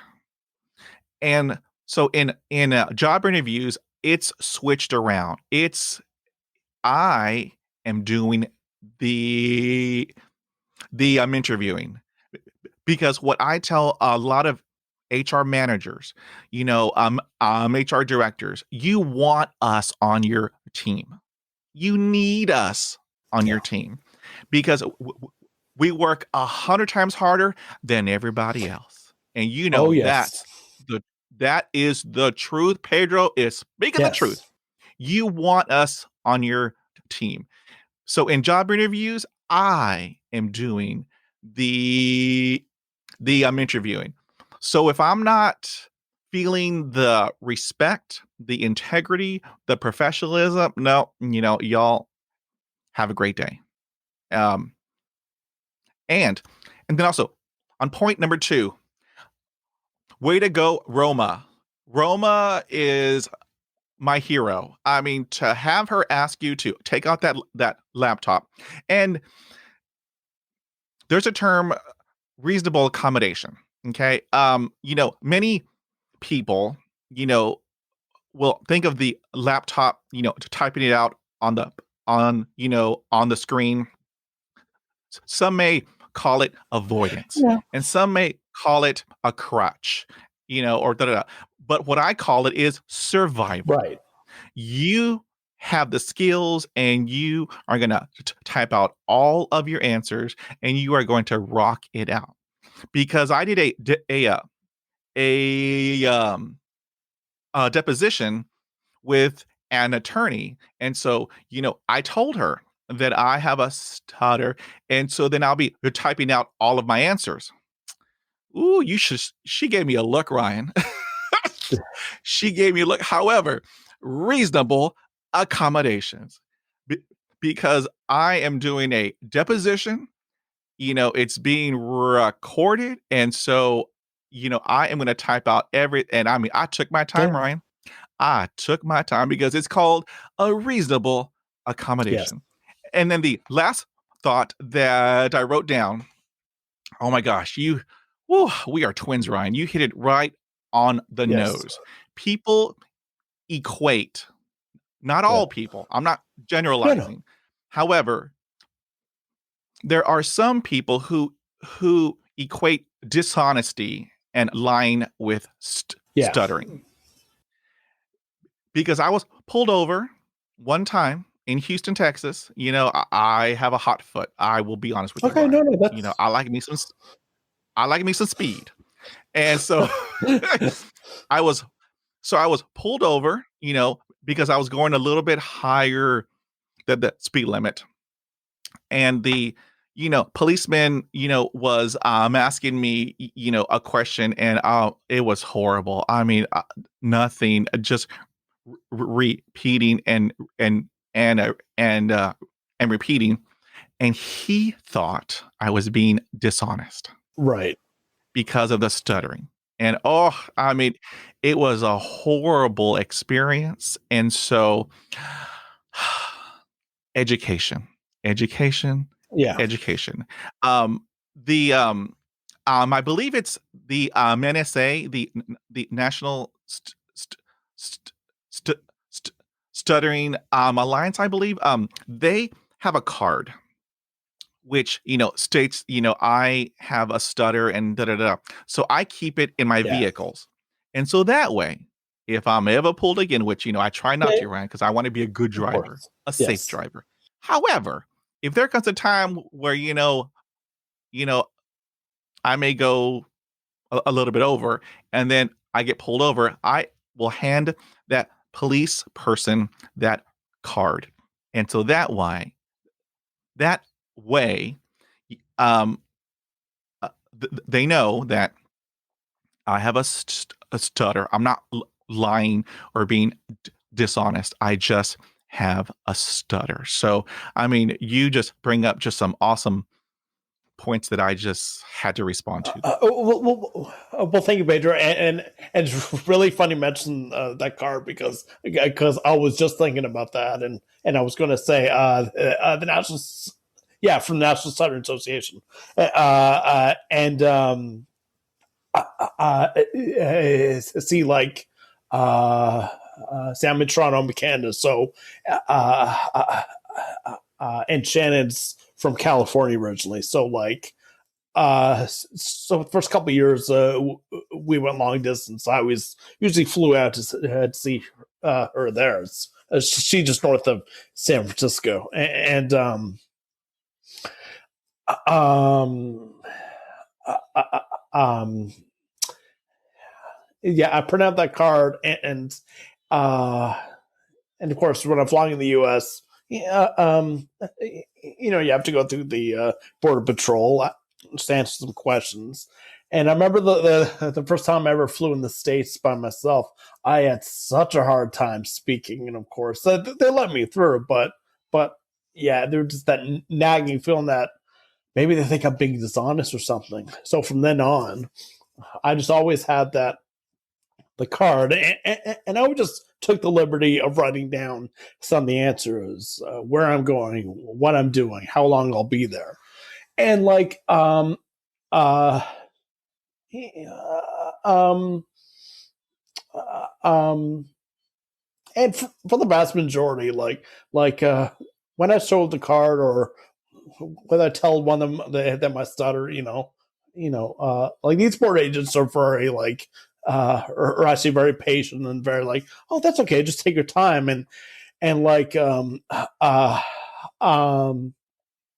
and you always get this preconceived notion that these border patrols are just like, hard nosed jerks in a sense, and I mean, if you're trying to sneak in a weapon, then yeah, they would be. But like, um, uh, uh, uh, uh but if you're being honest and you're just like they won't be, and it was very refreshing to know just how understanding they are, because like, um, uh, yeah. So for this, like, I've never been pulled over, but I haven't driven a car since 2009. So that's not a good example for me. But what is a good example is crossing the border and just like, and just showing them that card or uh, um, yeah. And even when I'm standing in line, I'll have a pass for my boarding pass, but I'll also have that card and also have the list of answers just to help me, just in case I need it. And it's, I mean, that card especially has really been a game changer for sure. Ooh, I mean, you know it because it's all about education. Yeah. When you know better, you Yes, do better. exactly. Yeah. That's what I do every day, 24/7. No, and I like to think so. At least I'm like that in general. I just like, if I do something maybe I shouldn't do, I'll just remember for next time. I remember like being really rude to a customer when I worked at Blockbuster years ago. I mean, he probably forgot about the second he left, but honestly, it actually resonated with me. It bothered me. I mean, I wasn't going to find where he lived and apologize, but just one of those things where it's like, okay, you know what? I'll put myself in his shoes. If I were treated like that, I wouldn't feel good. So, yeah. So whether it's a retail or anywhere for that matter, it just like, just do your best just to be as kind as you can. See, and I mean, you bring up, I mean, just awesome point. Well, my head is, it's all cramping because I'm writing all these awesome notes. And I mean, you bring up an awesome point. That one comment, I mean, you can be given, 100 positive compliments. However, that one comment that was negative, you ruminate on. And I'm not talking like over a weekend, Ryan. I'm talking there are things that happened to me in the 1970s. Oh yeah. In the 80s that still pop in my head at like 2 a.m. in the morning. Yeah, I mean, I mean, okay. Our next topic are are some ADLs, some activities of daily living, and the first one is the telephone. So, I mean, I always had just, it was my Oh yeah. nemesis. But, it's called survival. It's called survival. And so, I mean, I had this one guy, and you never forget this type of trauma. I was trying to order a pizza, you know, um, before we had all of these, mobile Yes. devices and, and texting and everything, we actually had to make phone Yeah. calls. And so, Oh yes. Don't have so to remind me. I and a rotary phone, like, Oh dear. it's like, "How dare Yes. you? How dare you, phone?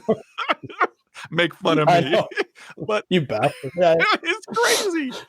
It's so crazy. And uh, so I was hungry for pizza. I mean, I wanted a, a pepperoni pizza, and, I called, and, I mean, heavy breathing, repeating, repeating. And the guy told me over the telephone to call back when I learn how to talk. Oh. And he slammed the phone. And I mean, that happened in the 80s, Ryan. In the 80s, yeah. 80s. And it's 2022. Yeah. I'm trying to let go. I'm trying, right? I'm trying. But I mean, you just don't No. forget. Oh no. I Oh no, no, no. try. Yeah. And you're essentially preaching to the choir because that specifically didn't happen to me, but like, oh geez, I remember there was this kid um in um I was maybe 14 or 15, and he called me, and I was trying to speak. He's like, yeah, bye. And then he hung up, and then he called again, and he told me to talk properly. And it's like, uh, uh, I mean, I guess I can justify to an extent. Like, I mean, he was like 13, 14. I tend to give kids more benefit of the doubt. Now I can, and not then. But like, um, uh, but yeah, that was something I heard a lot. Talk properly or speak properly, and it's uh, like I no no. And one of my other friends suggested that I call him back and tell him something really mean. I'm like, no, I'm not going to do that. So that's not me. Sorry. Um, um, but no, it's just like uh, yeah. I mean, whether it happened 2 days ago, whether it happened 20, 30 years ago, it's just, yeah, there's certain things, there are certain triggers, if you will. That's just like I mean, you move past it to a degree, but you still think about it as a very negative experience, and that just, I mean, people can say like, "Oh, let it go," but yeah, a lot easier said than done, though. You know what I mean? Exactly, exactly. And the telephone, I mean, I would, growing up, I would have others make calls for me. I would actually pay my buddies, I mean, I would do anything to have another person make that Oh, me telephone too. call. However, I mean, but I told myself I need to do this because after high school, I'm gonna have to get a job, and they all have Yeah. telephones. And so I uh, I went to eBay and bought a corporate office telephone. Okay. I mean, you know, when I got it, I practiced in my room. You know, I have a background in the theater, Oh, and nice. drama.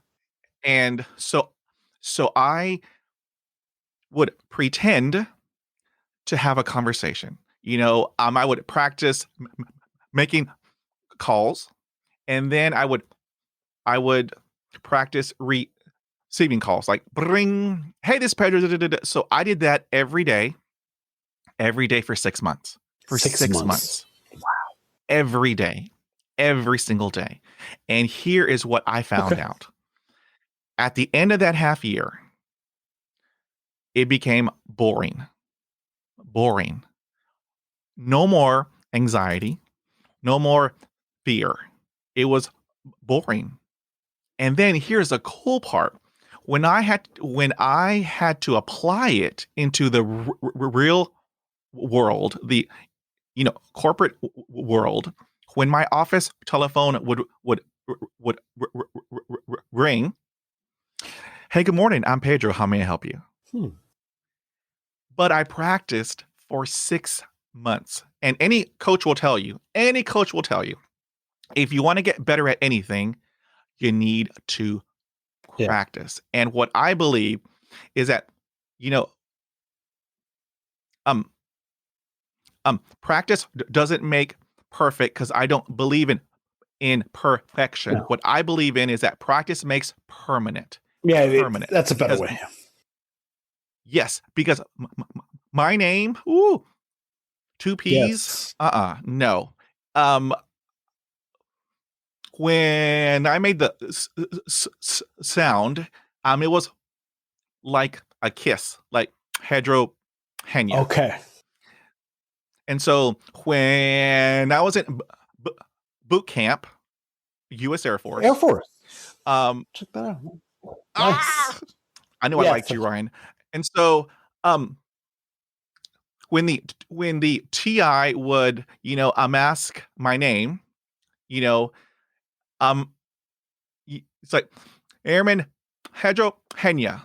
And he said, "Are you kissing me, son?" I said, "No, sir. I am not kissing you, sir. I have a stutter." He's like, "Okay, da-da-da-da." But I mean, so I practiced in front of a mirror, Ryan. I practiced, pronouncing my name, and so now it just, it rolls off, off of the tongue like butter. I mean, it's just, "Hi, I'm Pedro Peña. Hey, good morning. I'm Pedro Peña." So, but it's hard work, Ryan. I mean, I don't have to tell you, it's hard work. And so what you're hearing is hours and days and months and years of just hard work. But I mean, yeah. No, thank you for sharing that, Pedro. But that reminds me of something else. Because I worked in retail for a number of years. And I mean, it was fun work, but one thing I really missed about retail, I'll tell you, it's the routine of using the phone, because before I started working retail, I worked in the movie theater, and the only place you had to use the phone was the ticket office, at the front office where you buy tickets, and where I worked, you weren't obligated to work anywhere you didn't want to. So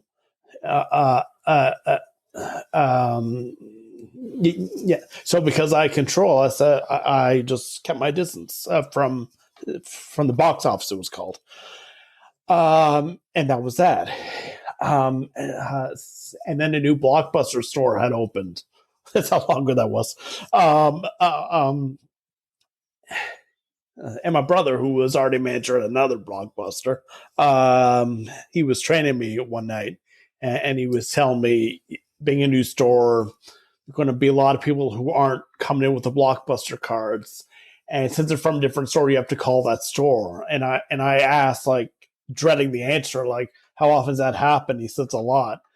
And as you can imagine, or as I'm sure you can relate to, rather, this gave me a lot of anxiety. I had a lot of weird dreams. I mean, one dream I had, I was sleeping on a couch between two linebackers. Just an example of the extent of how strange and random my dreams were. And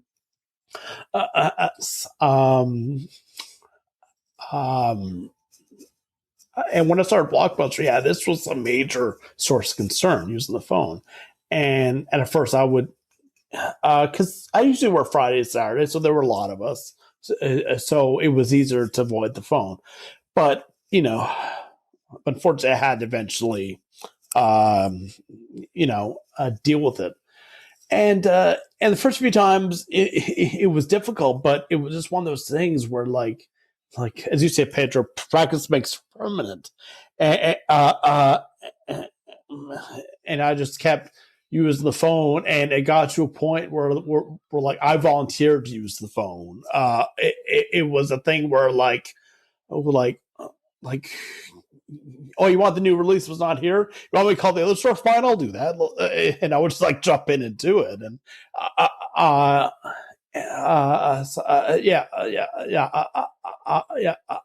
and my manager, she always encouraged us to set out like a personal goal or two for the next month. So, of course, as you can imagine, this was a big one for me.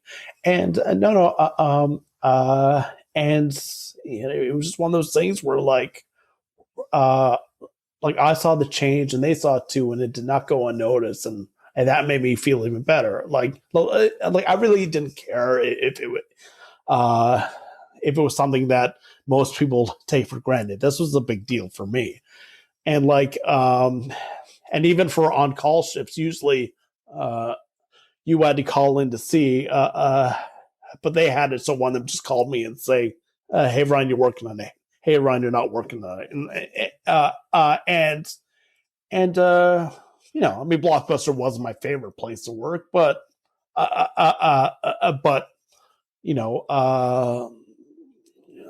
like the employer I had in 2012, I'll always hold Blockbuster and the people I worked with in high regard because of that, because they didn't necessarily have to do that.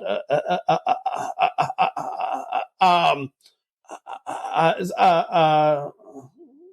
mean, some of them had worked with my brother and knew my brother, so that may have helped. A bit of nepotism there, but if you will, but but overall, it's like, I've always really appreciated that, and he worked in other retail places. It was the same thing. I was just like, I was better because I used it so often, and you don't think about it. And that is what I do miss about retail, because during those years I was very good on the phone, and unfortunately now not so much, only because I just fell out of that routine, unfortunately. One of my vivid memories of back in the day, Blockbuster was walking in and the popcorn smell. Oh yes. Oh, I still have my card, Ryan. I still have mine too. I just found it like last summer. Hashtag yes, exactly. awesome. And hey, if you're ever in Bend, Oregon, where there is still a Blockbuster, yeah, really, yeah, the documentary. Now, I still may have a late fee because I didn't rewind. Oh dear, so. Yes. The strange thing is, it was a DVD. Like, yeah, back in the day. Yeah. Back in the day. Okay, so let's talk about more ADLs, activities of daily living. Let's just talk about restaurants and drive-thrus. How did you cope? I never once went through a drive-thru in my life. Well, as a driver. Oh no. I always went inside, but when I did, I would not always, but most of the time, I would always just I would just get a combo, and I would say, "Can I have a number one?" And and they usually asked Coke to drink, and I said yes. And I've always preferred like iced tea or Sprite or even root beer, but like so I'd have Coke, but it wasn't my favorite. So I would just have Coke for the sake of it because it was easy. Same with Subway. It's like before the app and all that, you had to go in and my honey mustard is my favorite topping. And H words are just so dang hard. And so, oh my God, so many times I would like, I would say ranch only because it was easy to say. And it's like, I like ranch, but like, it didn't go well with certain things. And you know what I mean? So it's like, I wish I had honey mustard. Of course, now the app, I mean, I can get honey mustard anytime I want, but yeah, looking back, it's a funny story, but at the same time, you know, I do wish I would have done something to adapt to that, you know, so I could not honey mustard necessarily or a Subway necessarily, but to go somewhere and get what I actually want. You know what I mean? Oh, believe me, I do because so you know, you know, drive-throughs were. I mean, it was kind of rough, and so as you know, we are resourceful. Yes. So I bought a micro cassette recorder that had the little micro cassettes, and so at home I would practice. You know, be it at a hamburger place, Whataburger. A Whataburger, yeah. Oh yes, love Whataburger. And then a chicken place or Taco Bell because my Spanish works really well at Taco Bell. So I would just I don't have that advantage. So I would record everything, pre-record it, and then let's say I drove up to Taco Bell. I would fast forward on that micro cassette and hit play. And then it would just roll off the tongue. And then I know there are a lot of people who will say that's avoidance and that's a crutch. But however, for Pedro, I'm hungry. Yes. I wanted a Mexican pizza and some churros and a large Dr. Pepper. And so I have to survive. So I'm going to do this because I can only speak for Pedro. This is what I do to survive. And later on, you know, I got better and better and better. You know, and then restaurants. I mean, you know, I go all the way back to grade school, which I mean, you know, I let it go. However, you don't forget. And so in the cafeteria where you had to get the chocolate chip muffin, I pointed, you know, that. And thankfully we had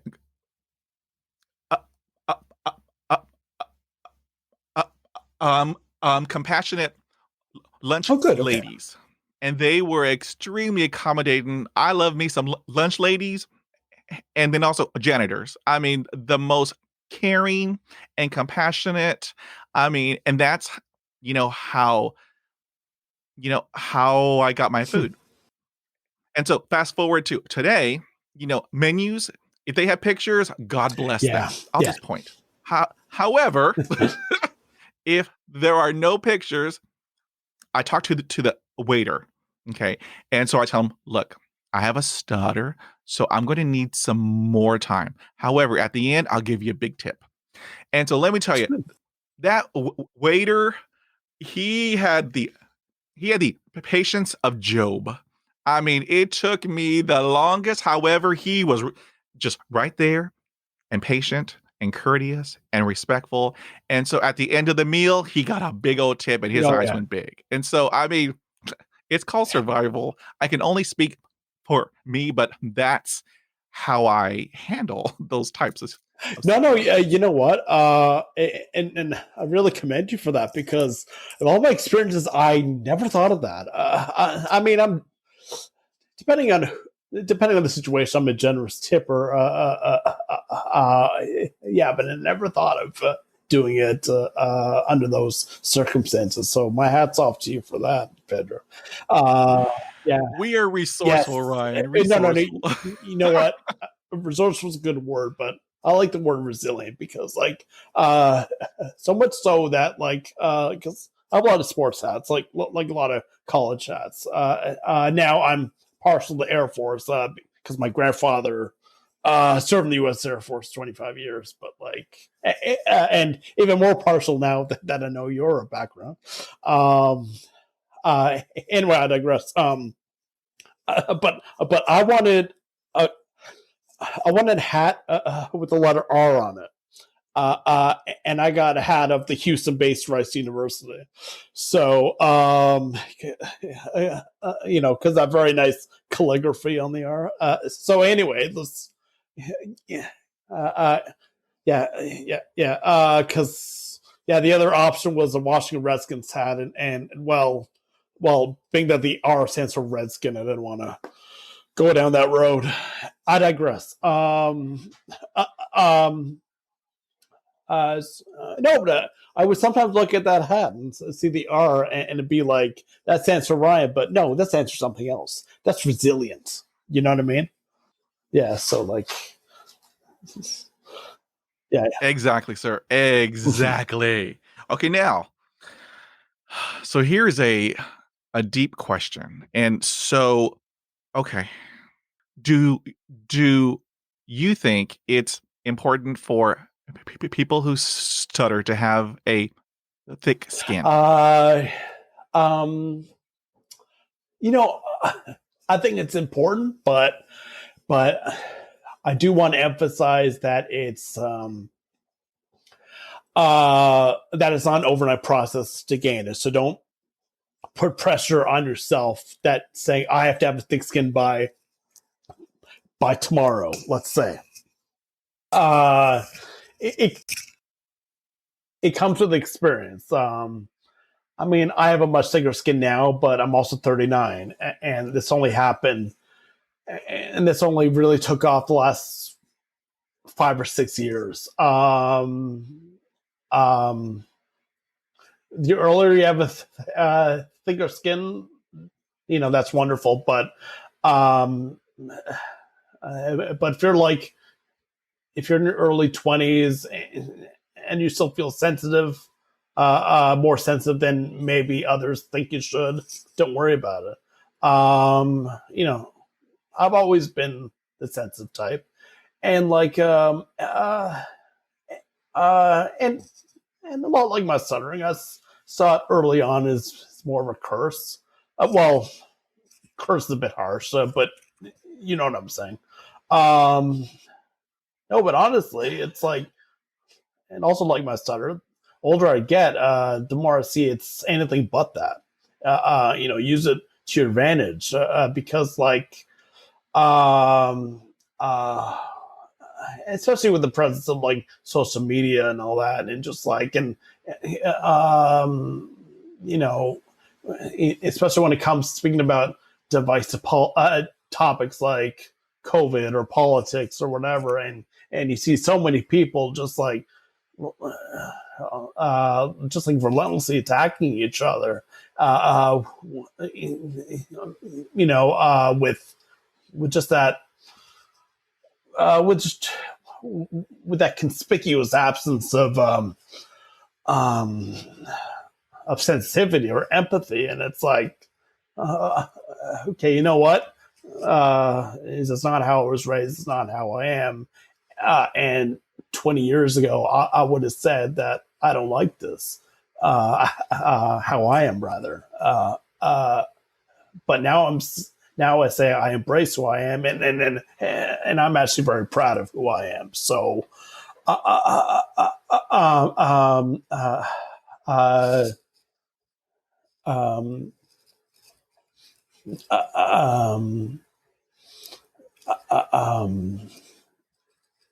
yeah, so thick skin, it's important to have, but do remember it's a work in progress. It's not going to be, you're not going to get it overnight. But believe me on that. I don't have to talk about it. I'm sure a lot of people know what they're talking about in this regard. I um, uh, uh, um, but also remember that that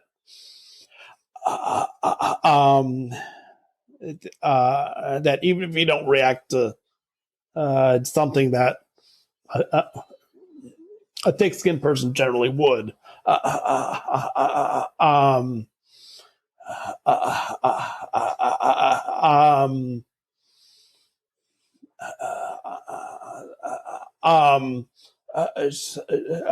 just just more or less just do what you can to learn from that experience.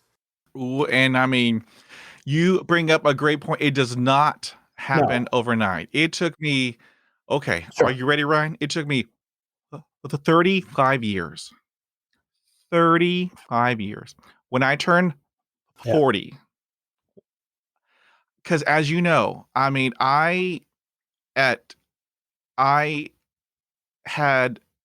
have been stuttering for 35 years. We're talking mental exhaustion, because in our heads we do mental gymnastics. So, as I am speaking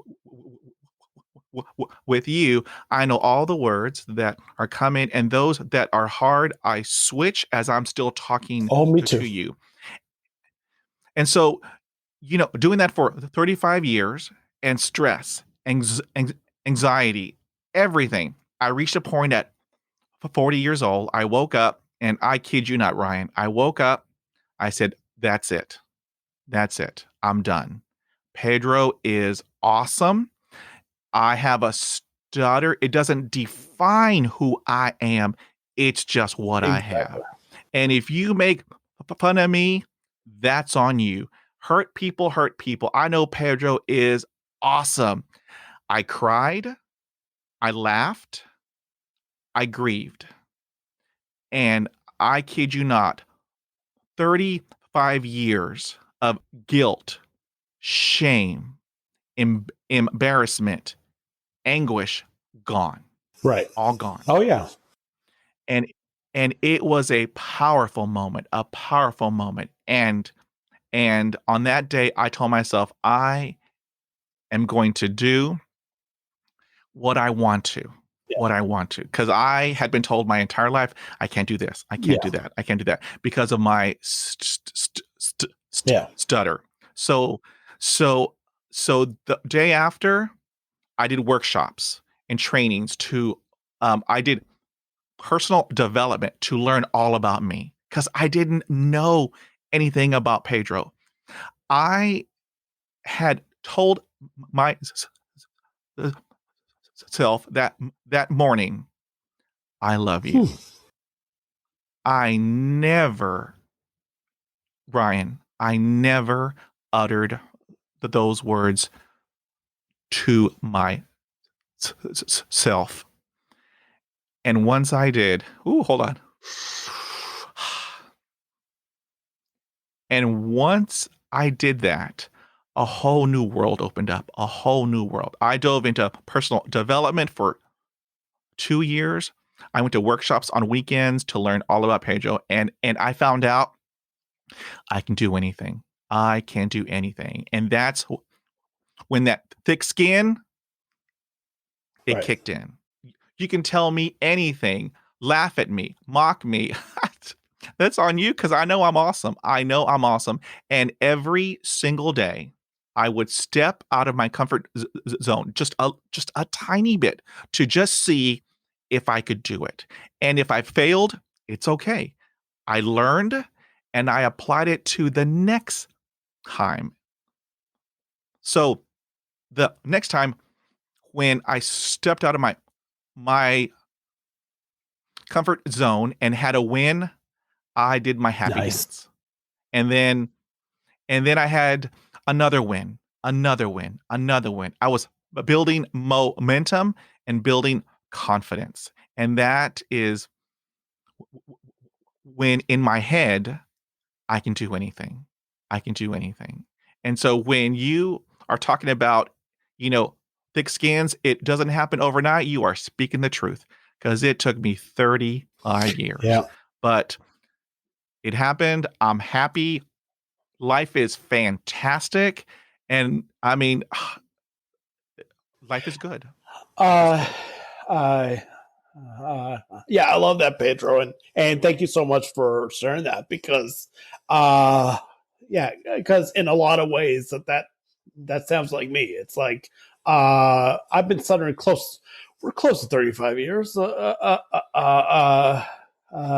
again, like with you, yeah, it took me pretty much almost that long to for myself too, and what it did, and big kudos to yourself for telling yourself I love you because that is actually something I've yet to do.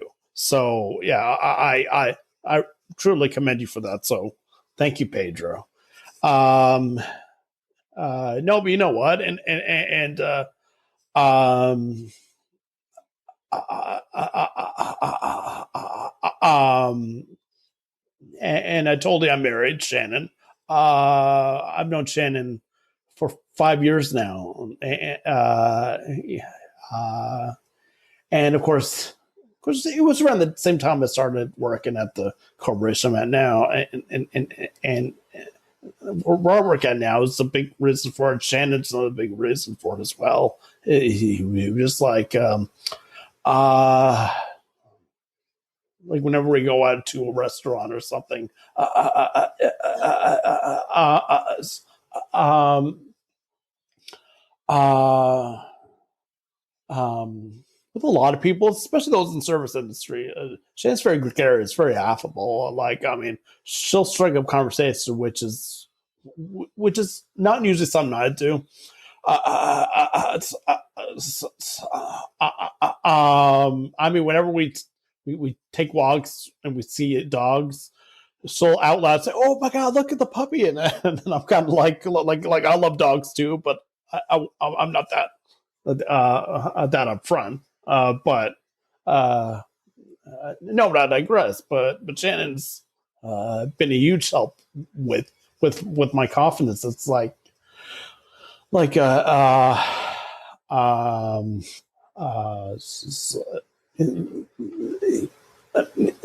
sometimes I'll explain something and I'll have trouble saying it to her. It's not because of her, just because of like a certain thing or no, for the most part,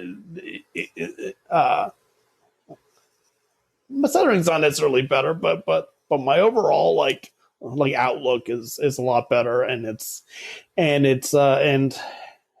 I mean, so many great things have happened the last few years. I mean, I gave my first speech in October of 2019, the Canadian Stuttering Association at their annual conference here in Toronto. And I remember I was on such a high after that, like wanted to do it again. And of course, COVID hit the following March. And even then, it's like, I think going back to guess what I was used to in life, I was I was so inclined to resort on just with COVID shutting things down, just saying like, oh, just my luck. Just when things are working out, everything shuts down. Well, there were definitely times I was like feeling down, being isolated, but at the same time, there's also so much I could be thankful for. Like I was always employed for one thing, which was not the case for some people. Uh, and another thing, I mean, in our day and age, we could do so much like online, and that's what ultimately brought me to write my book.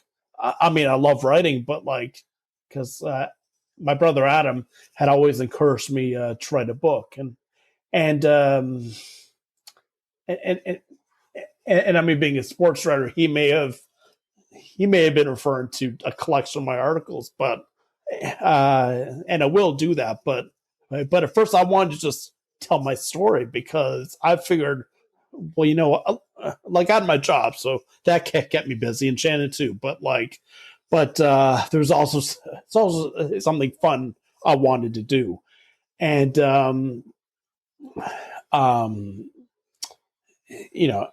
and no one knows my stories about my son are better than I do. And I've always had a good memory anyway, so I could go back to early childhood and talk about that. And so what I did, I just took I didn't do it chronologically. I just did like talk about 1984 and then talk about 1997 and so on and so forth. And even though I love to write and it was fun, a big ulterior motive to write the book was to show that that what I thought as a kid about my son being cursed is like better term utter crap. It's not. It's like this, as you said, this doesn't define me. But at the same time, it's like, but this is something I'm embracing. There were times as a teenager, even as an adult, I've used my stuttering as an excuse, which, I'm sorry to admit it, but hey, we live and learn. It's like, yeah, this isn't who I am. I embrace it. That doesn't mean that I'll fall back on it when I don't feel like doing something. No, on the contrary, I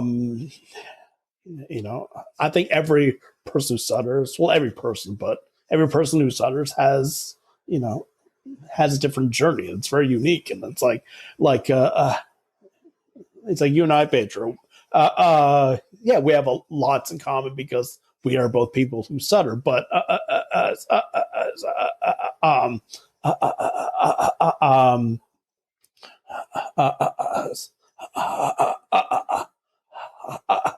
there are a lot of different nuances or turns, if you will, in our respective roads. So so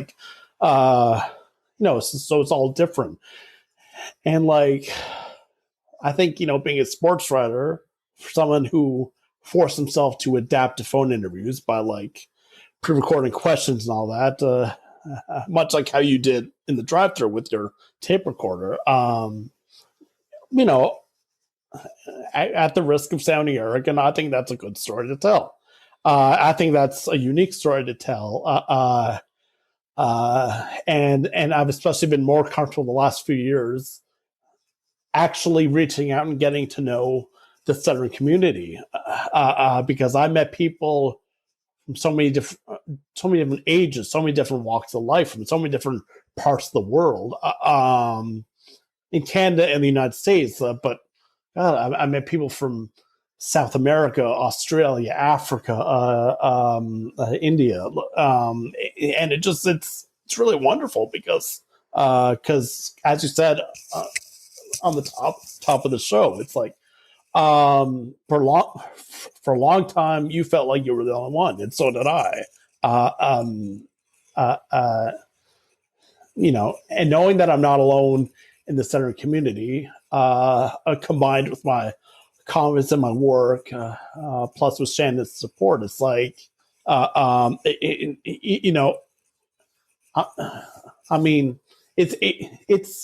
it's a perfect storm, for lack of a better term. And yeah, the resiliency. It's like, oh man. I look back on my life. I failed so many more times than I succeeded, but in one way or another, whether it's, in anything, whether it's professionally, socially, romantically, anything, I've always come out one way or another, and I've always just built on that. And I think I said this at the CSA conference in 2019, and I'll say it again today, and I'll say it 10 years from now. Whether I live till 100 or whether I die tomorrow. You know what? Um,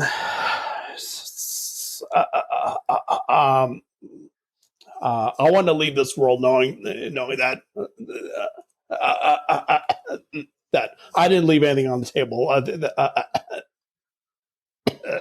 That I did the absolute best I can. And if you were going to talk, if you had spoken to me 10 years ago about this, I would have had some reservations about that. But speaking to me now, I have no reservations that I don't meet that. I mean, there are days that are worse than others. I mean, we're only human, but uh, um, uh, but yeah, like I said, as long as I can leave this world, knowing that I did my best, I did all right, that I left nothing on the table, it'll all be worth it. Exactly. Exactly. And you spoke uh, uh, uh, uh, about your experience speaking at that conference in 2019. And you describe it as an amazing experience, Yes. correct? Oh, very much so, yeah. Yes. And so I had the honor, I had the privilege of speaking at Podfest in 2020. And this was the first weekend of March, and the COVID hit right after we were all done, and then it shut everything down. But let me tell you, Ryan, when I got up there, they didn't have me on a huge stage. They had me in one of their banquet rooms. However, it was packed. And so I had my PowerPoint, and my mentor, David Hooper. Okay. He is an amazing human being. He was in the front row, and he was cheering me on and supporting me. He has these great podcasts called Big Podcast and Red Podcast, and he is my mentor. I have learned a great deal from him. And in speaking, I don't know how to put it into words. When they hand you the microphone, it's magic. It's magic. Because not in a million years, Ryan, not in a million years would I have ever thought of doing that. Ever. After hearing all those negative comments my entire life, and here I'm speaking at a podcast convention, thousands of people in the whole conference, and here I am in a banquet hall, a stutterer, giving a presentation on my podcast. And I mean, in that banquet room, it was packed, and to see all their eyes. And then after I was all done, the applause and the woo woo, and I mean, it was the best experience of my life. Yeah. Look what I did. And and now, I mean, I can't wait to talk again. My goal is a TED Talk. So if you're listening, TED Talk, I mean, that's one of my goals, because once you walk on stage and they hand you that microphone, I learned a technique from Mel Robbins. She has a great book, awesome book. It's called the 5-second rule. And so what I learned from her book is I learned to turn my anxiety and my fear into excitement. I hit that switch. And when I did, it's like, I can't wait to hop on stage. I can't wait to see all these awesome people and just and give my speech and give my presentation. And so after, I mean, Yeah. I did have hiccups. However, I kept going. And at the end, to hear their applause and their whistles and their woot woots, it's like, look what I did. And it was Oh amazing. yeah, It was yeah. amazing. Congratulations on that, by the way, Pedro. And yeah, and for those of you listening, my goal is also to do a TED Talk. So just but if it comes down to me and Pedro, like no. But I was going to say, yeah, I can definitely relate to that because after that speech, it was just like I was on such an incredible high, and it's like, oh man, yeah, I almost wanted to ask like other speakers in the day, like, hey, if you don't want to speak, I'll speak for you. But yeah, I mean, it's someone else's story, which I'm not as passionate about. But no offense, but like, yeah, no, and you know what? It's like, yeah, and thank you for mentioning that Mel Robbins book. I'm going to check that out actually. But I moved to Toronto in '09. I went to Humber College. I took comedy writing and performance. Now I had done stand-up comedy briefly from 2000, 2006 and 2007 and 2008 too, I guess. And like, because basically, because my older brother Rob used to be a comedian, but like, but I wanted to try it because like, and Pedro, I know, I'm sure you know something about this, being a theater major, but basically, if you're singing or performing, it's like a different part of the brain than speaking, so you don't stutter or don't stutter as much. Yeah. Oh, Yes. yes. Mm-hmm. Yes. No, that's okay. Sorry. Yes, that's why I want to try this, and there were times on stage I wasn't feeling it. I was having a bad night, but like, but there were a lot of times when I really just kind of channeled my inner other part of the brain, I guess, if you will. I don't know the scientific term of the brain, but like, but it definitely helped, and ultimately I got comfortable with saying some stuttering related jokes. Unfortunately, none of them are family related, so I won't family friendly, so I won't repeat them. But and that was all well and good. I enjoyed that, but like, but because I wasn't talking about my life, I was making jokes, which is great, but I wasn't quite as passionate about it. So, yeah. So fast forward 2019, when I was talking about my own journey, my real life journey, something that is near and dear to me. It's my confidence just was, skyrocketed just being up on that stage, and then, and it's something this day I'm very proud of, and it is something that I certainly can't wait to do again. And then obviously because of COVID, I had to do a lot of speeches online, and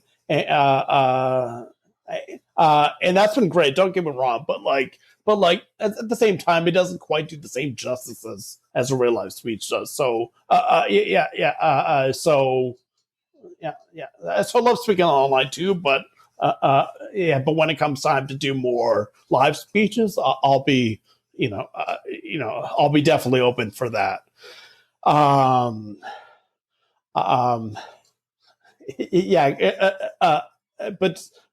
going on the other part of the brain, like, some people have asked me, like, have you ever, like, some people who stutter, to be fluent, they sing, and people ask me if I ever thought of that. I'm like, no one wants to hear me sing, so no.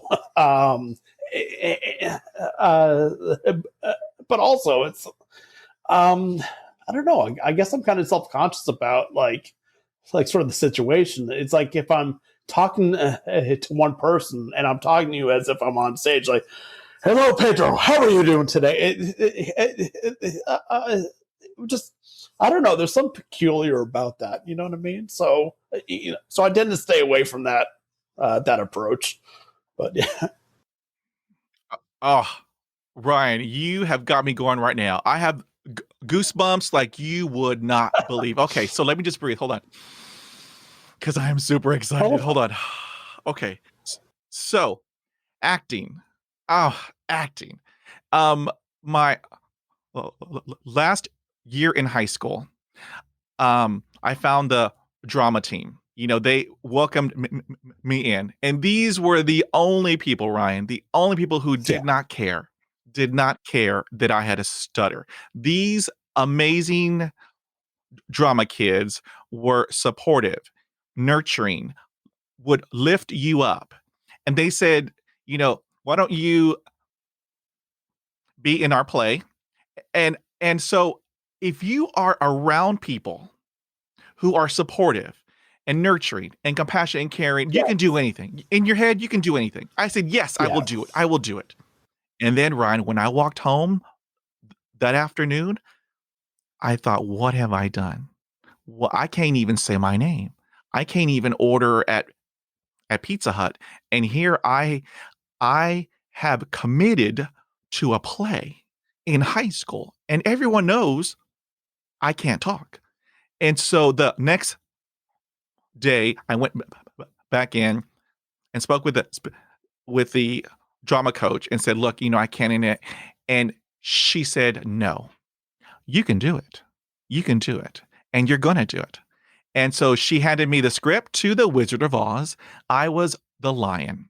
I practice all my lines every day, all day, every day. I practice my lines. And on the night of the play, I kid you not, Ryan, you are speaking the truth that that part of the brain, once my pause, because I was the lion, my paws hit the stage. I wasn't Pedro. You're the I lion. was the lion. All of my lines, they came out. I was comical, I was humorous, and I could see the eyes of the people in the audience wide open and their mouths like, oh, because they know me. They know me all these years. They know me that I have a severe Yeah. stutter. Here I am on stage and I'm acting and I'm killing it. I'm having the best time ever. And once my paws left the stage, guess what You happened? start stuttering. Here's Pedro. And what does Pedro do? Pedro stutters. And so I love Yeah. to act because, it brings out, because we are creative. It brings out my my creative side, and you. So I'm going to tell you something that I've only told a Okay. couple of people. I have ventured into Have you? voiceovers, Nice. voice acting. So I went to a Zoom workshop with Brent Hagel, and he is he's well known. He's a voice actor. He's a mentor and coach. So I'm going that route, and he told me that he doesn't believe in the entire world that there is a voiceover artist that stutters. Well, guess what? Here comes Pedro. Because I know I'm going to rock it out. I know that I can do a commercial for, who knows, Dr. Yeah, that's Pepper, right. hint, hint, Whataburger, hint, hint. Because I love to act. There is a freedom in your creativity, and it just all comes out, and it's wonderful. It's wonderful. And so yes, I love acting. I mean, it's so just I got goosebumps. I'm sorry. Yeah, go ahead. And no, Okay. go. I was going to say, it's like, yeah, and and voiceover actors, actresses are generally very successful, and they can like, and I mean, they really have range. I mean, as a kid, like I love The Simpsons, so I think about Dan Castellaneta and Hank Azaria and just all those voices of The Simpsons who who've been able to voice like a laundry list full of characters, and it's like like I've never tried or even considered voice work, but honestly, it's like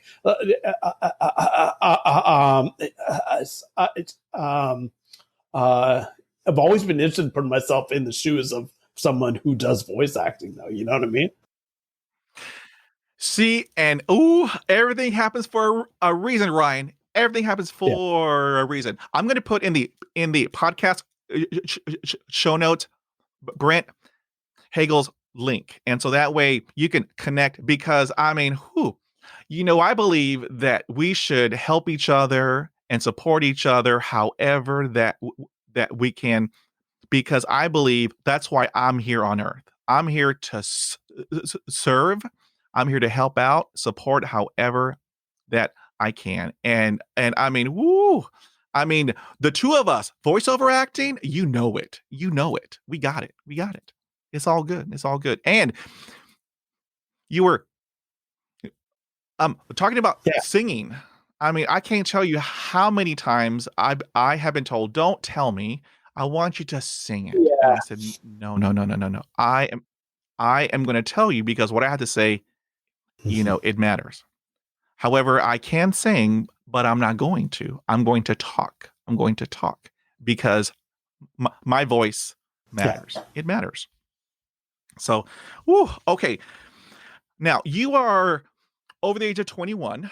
Yeah, so about 2 let me years ask over. you, if you Yeah. hold on. Thank you. Yeah. We got that. So, have you ever partaken in alcohol? And if you have, did you notice that it either improved your speech or did not and made it worse? I have partaken in alcohol, and it does improve my speech. However, uh, I just don't want don't want ever to get into that habit of relying on it because no no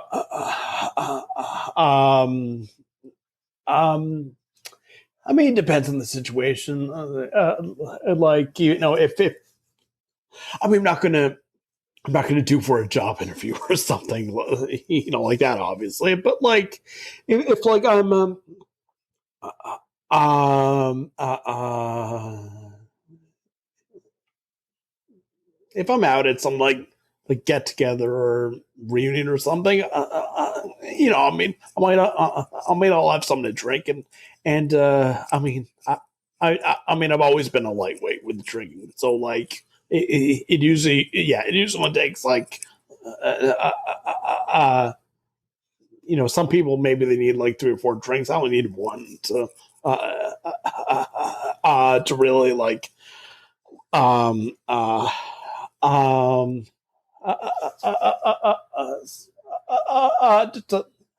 I mean, not get drunk, but just for things to kind of relax themselves, uh, uh, if you will.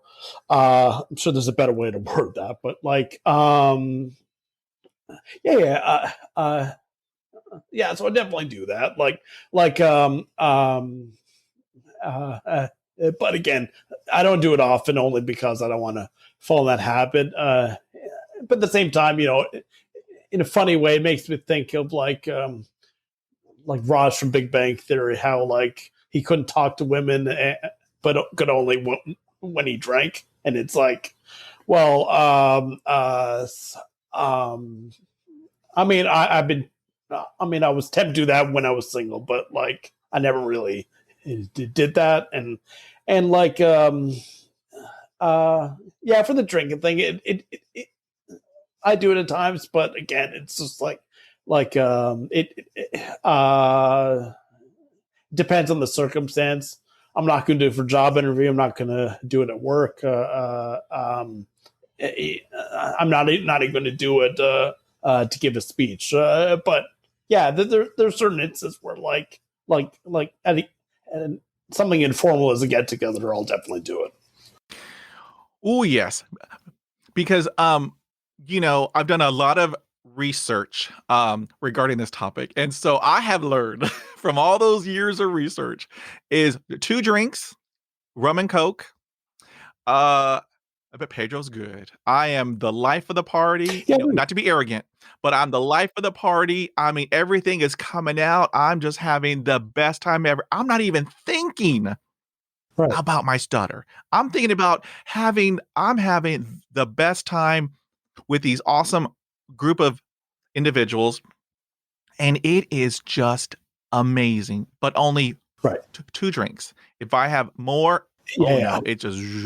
I mean, we're all different. Yeah. And so I'm, and, like only on occasions, because I have been asked by a lot of people, why don't you drink every day? No, that is not a viable option for Pedro. No, I'm sorry. Yeah. That ain't going to work. For Ryan either. Well, no, I contemplate this. Well, I mean, not seriously, but back in the fall, I taught Fort Harbor College for their public relations program. It was ironic as it is a communication skills class, and this was online, and it made it more of a challenge speaking fluently. But like I did in job interviews, I just told the class beforehand of my stutter, just please be patient with me. And I even joked that, as funny as it is, I'm teaching a communication skills class. My verbal communication isn't the greatest. But yeah, there was one morning because we had a big bottle of wine that wasn't opened, and I was thinking, I was like, just drink it from the bottle. But then I thought, well, no, and yeah, and especially because it was an 8 a.m. class. It's just, I'm really not going to try that, because people could suggest, well, it's online, so you're not on site and they can't smell you. Yeah, I know, right? It's like, some people could have encouraged me, but I'm like, no, I'm not going to try it. Just, you know what? If you have trouble speaking, but you know what? Do it honestly, do it ethically. And, Exactly. Awesome point. Yeah. Okay. Thank you, sir. Okay. Now let's talk about secondary behaviors. A lot of people call them avoidance. I call them my toolbox, my tips, my tricks. Some may call them a crutch. I call it survival. So have you used anything to help you get out of a block? Like, maybe you tap your head rhythmically, or you do anything to help you get out of a block. Have you ever done that? There was a habit I had when I was I guess I don't know exactly, but let's just say between the ages of 12 and 16.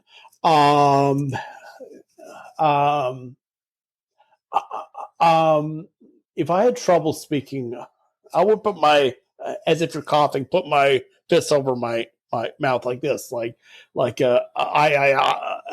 am having a good day, or something like that. I got out of that habit, but one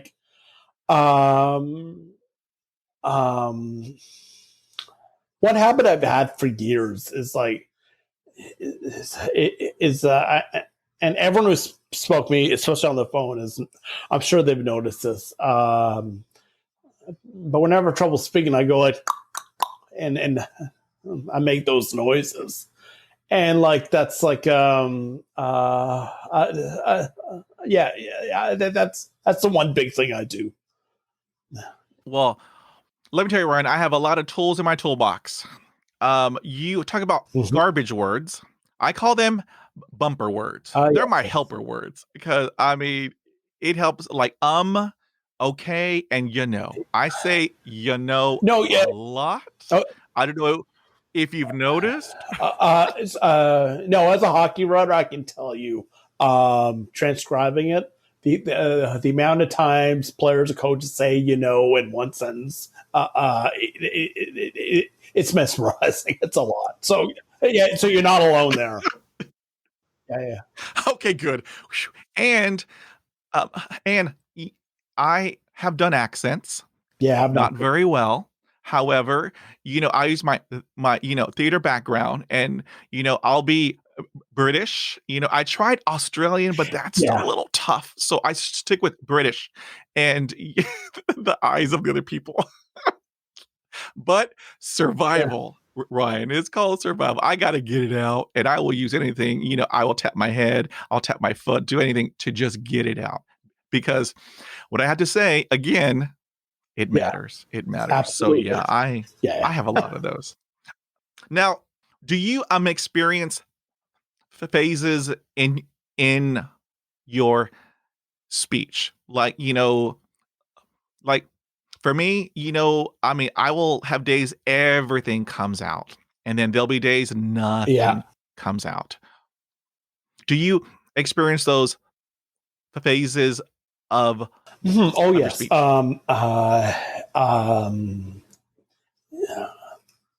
It was easier to trace in school because because in school it'd be like in like April, May, and June. Uh, May and June, especially, my speech was great because it was towards the end of the school year. And even in September, it was good too, even though school had started. But but in high school, January was exam time. So yeah, towards the end of the holidays and in January, yeah, my speech was terrible. Um, uh, uh, um, and that pattern, uh, that was that actually stuck with me for quite a few years after high school too. Um, right now, I mean, not really. It's like, um, uh, uh, the holidays, like December. It's usually one of the best times for me, generally, in terms of my fluency. Um, uh, um, uh, um, it, okay, here I'll map this out just simply. It's like the best parts of me are uh, uh, probably April because the weather gets nicer and it doesn't get hot, but it gets like cool. That's a good time. September and October because my birthday is the first week of October. So, oh, you're a Libra. I'm October 6th. So it's like, yes, wow, jeez, we almost are twins. Like, um, um, no, but I was going to say like, yeah, so that's usually a good time to go. Honestly, this is whenever my wife and I love animals, so and we have a membership to the Toronto Zoo, so we go there as often as we can. And oh man, yeah, my stuttering is non-existent at the zoo because there's just some so therapeutic about being around animals, and it's like and there was a part of the zoo where goats would walk up to you and you'd pet them, and oh my god, I'd pet goats for like a good 45 minutes, and it'd be like, oh, just mentally, it's like so soothing, right? And it's like stutter, what stutter kind of thing. I don't think I've ever uttered that, but it's like no, but that's another good example, and like um if there's something stressful going on at work, which sometimes there is, it's never that bad though. Yeah, my son would be more like a lot more evident. But like basically in school, I took it like it's kind of like month by month. Um, I mean, these days it's more it's kind of more like day by day. I mean, without any reasonable explanation, I'll be speaking fluently one day, and sometimes literally the next day, I can't get a word out. So yeah. Okay, I was jotting down notes because you are just dropping some golden nuggets. And so, I mean, there have been days, Ryan, where I mean everything, everything just comes out, and so I have people tell me they actually walk up to me, and tell me, I'm faking stuttering to get Yeah, attention. someone told me that years ago, but yeah. And it's like, Yeah, I It's mean, like, that's original. it's like, I mean, my speech, it's it's what I call readily Really random. random. Okay. Readily random. I mean, there is no rhyme or reason. It comes when it comes. It goes when it goes. I mean, it's just I have no explanation. But on my good days, I mean, everything just comes out. On my bad days, I Yeah. try and stay positive. I try and stay positive. I do my positive affirmations, and then I just keep on Right. moving. I keep on moving. Now, so let me ask you, how do you handle bad days? Because I Yeah. know we have bad days, speech wise. How do you handle bad days? In my adult life, at least, I just like um, I get frustrated at times, depending on the situation. But like uh, I just take a step back and just take a break. Uh, I mean, at work, especially work from home, it's like during calls, I will um I mean, I'll participate verbally as much as I can, but they understand that sometimes I have trouble, and I'll just put in the chat window. Now I can hear my old speech therapist Carol saying, "Come on now, Ryan, that's a cop out," and yeah, she is right to an extent, um, but I tell myself, yeah, as long as I don't 100% rely on that, it's okay, because there are going to be days I do need that, and even in the instance where we were working on site, it'd be the same thing. Well, I mean, um, uh, um,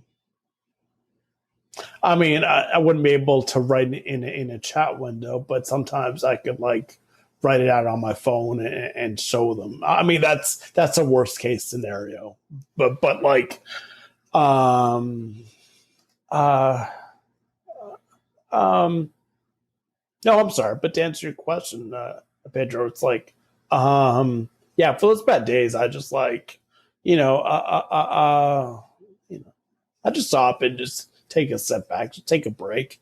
Uh, um, you know,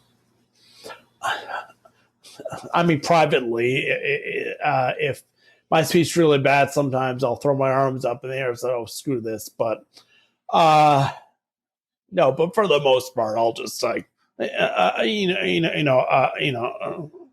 I'll just be level-headed about it. Yeah. Gotcha. Exactly. Okay, now here is a hot topic. Woo. So I ask all my guests this, and all of the answers are Okay. split right down the middle. And so, I respect all of your answers, all of their Sure. answers, but I want to ask you, do you let others finish your sentences? I'm really glad you asked that.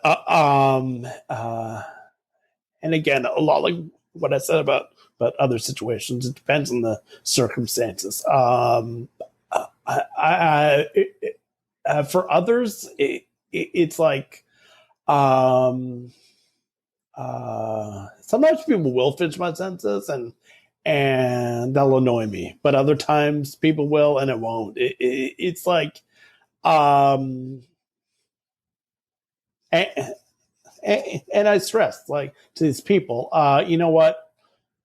Whether you're being helpful or whether you're not being helpful, you're not going to know beforehand. So I'm going to give you the benefit of the doubt, regardless. But um, like for example, sometimes I'm with Shannon and I'll have trouble saying something, and I'll make a motion to Shannon like that. Of course, I'll do it down towards my hip because I don't want to seem obvious. So it's just like I know for her to help me finish my sentence. And sometimes she'll know what I'm saying, but other times she won't know what I'm going to say. So that adds on the element to the whole like ambiguity of the situation, I guess. But like but for the most part, I'm going to say generally no. I'd rather you not finish my sentence. But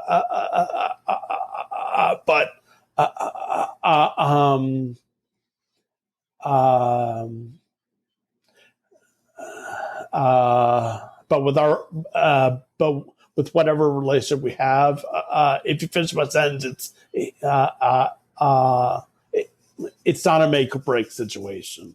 However, there was one time it was. 2017, I was having like these headaches, so I went to see my doctor. I was reluctant to do because I didn't really like my doctor that much. But I kept seeing her because it was certainly more difficult to find a doctor at that time, at least.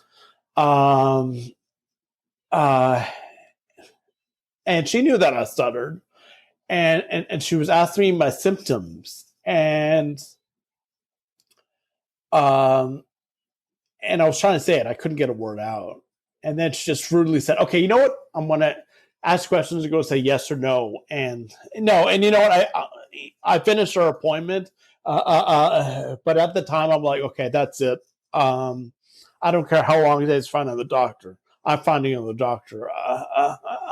Because like she had said and done things before that didn't make me a fan of hers anyway. So that was kind of like that proverbial straw that broke the camel's back. Yeah, so situations like that, no, do not do that.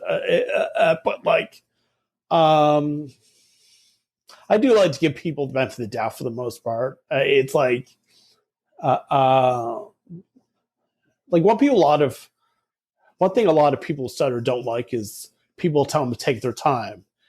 And I get that, but the way I see it is that like, well, it depends how they say it. I mean, if they sound sincere and they're coming, their heart's in the right place, I'm not going to fault them for that. But teach their own, and like finishing the sentence, yeah. So generally no, but it's also a case by case basis. Exactly. And what I have learned is that it is always appropriate to ask. Actually, I said this on another podcast a few weeks ago. I have cerebral palsy, like a mild form of it. And as a kid, I went to the Ottawa Treatment Center a lot. And I grew up with a lot of kids who had different disabilities, and some of them were in wheelchairs. And I remember once, like maybe 9 or 10, one of the kids in the wheelchair had trouble moving, so I pushed it for him, thinking that would be helpful. But he told me, like, not in a rude way, but told me just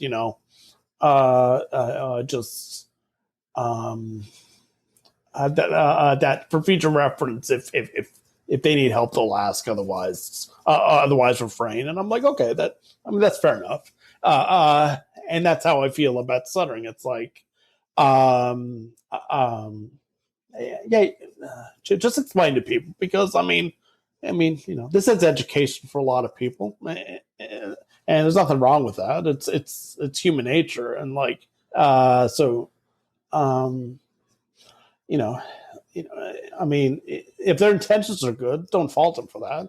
I mean, if the intentions aren't good, well, that's their problem. Don't worry about it anyway. But you know what I mean? Yeah, Exactly. Exactly. I mean, just woo. yeah, Yes, sir. Okay, now, you had previously to touch on this, but I want to hear the whole story. So, do you experience negative self-talk? And if you do, how do you handle it? yeah. Okay, I experience a lot of it. I still do. I like to think I'm better at handling it. Now. But honestly, I think like not even related to my stuttering per se, but like just uh, um, January is a tough month for me mentally, as I'm sure it is for a lot of people. But I haven't been writing any articles uh,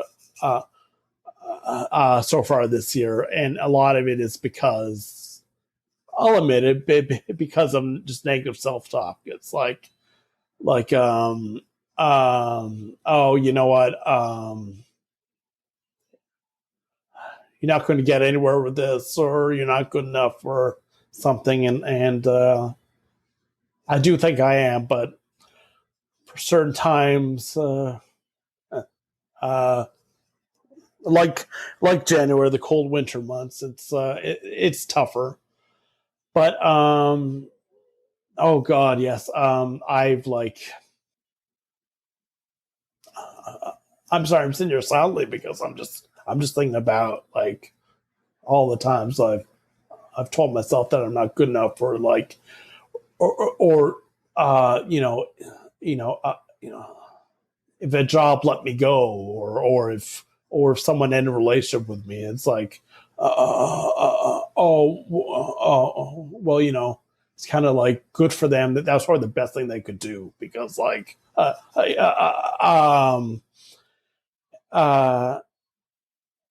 yeah, and it's just like,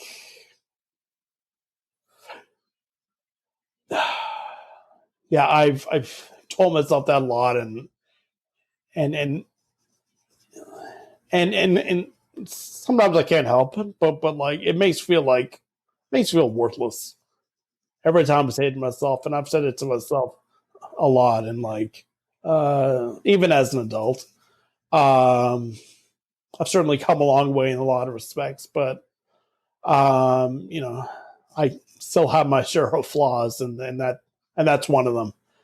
Um, yeah, but that's one of those things that's is and probably will always be a work in progress for me. Um, I had mine for 35 years, and he controlled every aspect of Yeah, my life, Ryan. Controlled everything. He would tell me, you can't talk on the phone. So why even do it? You can't order. Why do it? Until that one day when I turned 40, I gave him a name, because I believe if you name your darkest fear, it no longer controls you. So I named him Oscar, yes, Oscar the Grouch. And every time he would rear his ugly head, I would shut him down yeah, in my own way. This is a family podcast. So, in my own way, I would shut him down, and and do it. Hop on that, conference call, or do this or do that. And so after I did it, I said, look what I did. I heard Oscar and I shut him down.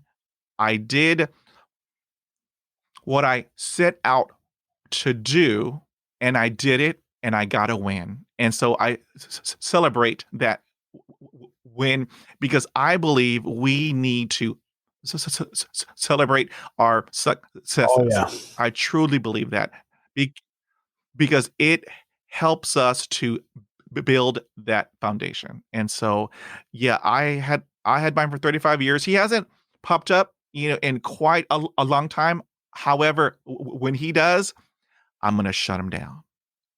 I'm in control now. I'm in control. Yeah. Here is another hot topic. Actually, it's also a head scratcher. All right. I ask everyone, and it's split right down the middle. So, Ryan, when you are alone, can you speak without stuttering? Yes, I can. Sometimes I do. If I'm rehearsing something important I want to say to someone, I'll stumble on a few words, but for the most part, no. All of my guests, it's been split, and me, when I'm alone and I am going through my calendar in my head, I'm still stuttering. I'm blocking. I'm repeating. But we're all different. Yeah, we're all different. Now, okay. So have you ever been asked? Did you forget? Oh yes. If I had a dollar for someone, yeah. Tell Pedro. Yeah. No. Yeah.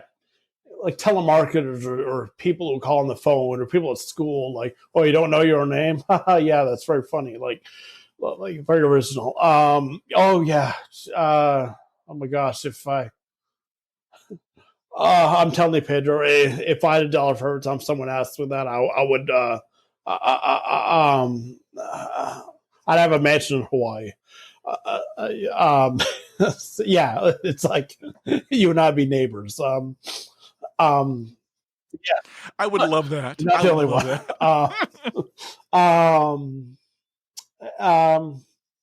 Yeah, I would be asked a lot.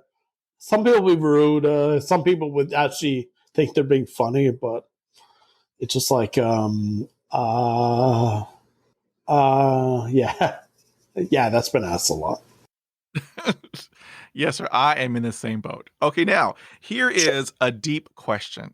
Some may say it's controversial, but I ask everybody, and I respect all of their answers. So let me ask you this: do you consider stuttering? To be honest, I do. Now, I'm not saying that's a bad thing, because there's such a negative stigma attached to the word disability. I never minded it. Personally, I never thought anything of it. It is a term that bothers some people, and that's perfectly fine. To each their own. But you know what? I do, only because, like, I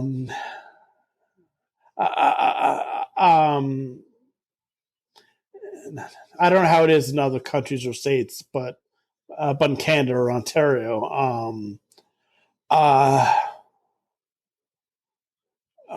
you're more or less,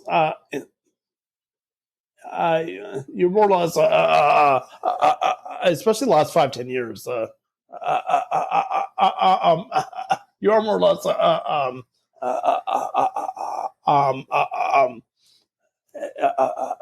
like, if you have a disability, you're very encouraged to disclose it if you're, like, applying for a job. And I get that, but it's sort of a gray area because, like, I mean, for one thing, my stuttering's very evident. So, like, personally, I have no choice but to disclose it because if you find out that I stutter, well, the conversation is going to be kind of awkward, I guess, right? And I'd rather just be honest. Like, but the thing is, it's like, yeah, if having a disability helps get this job, that's great. But at the same time, I'm not willing to rely on the fact that I stutter to get this job. I mean, I want you to see that that I offer a lot, and I was given this, and I was offered this job rather to, like, because I can do this or that, or I possess this or that. I don't want to get the job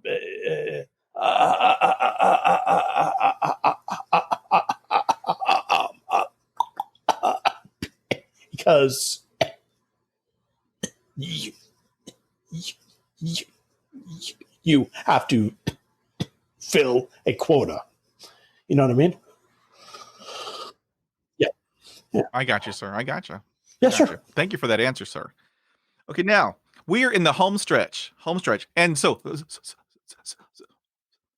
sidebar, we have surpassed 3 hours, and so we have Nice. Joe Rogan. Take that, Joe Rogan. Take that, Joe Rogan. Yes. Okay, here we go. Okay, we're in the home stretch, sir. We're in the home stretch. All right. So, did you ever think that your stutter might hinder your career path? I used to. I don't anymore. Now, if I'm applying as a salesperson or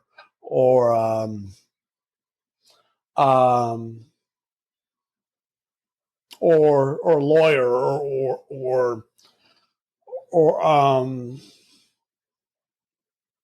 I don't include public speaking because it's different type of speaking because it's different hemisphere of the brain. But basically, yeah. There are definitely jobs out there that require speaking that I won't apply for. And I'm not saying that like as a defeatist. I'm just saying that because like, I know my limitations.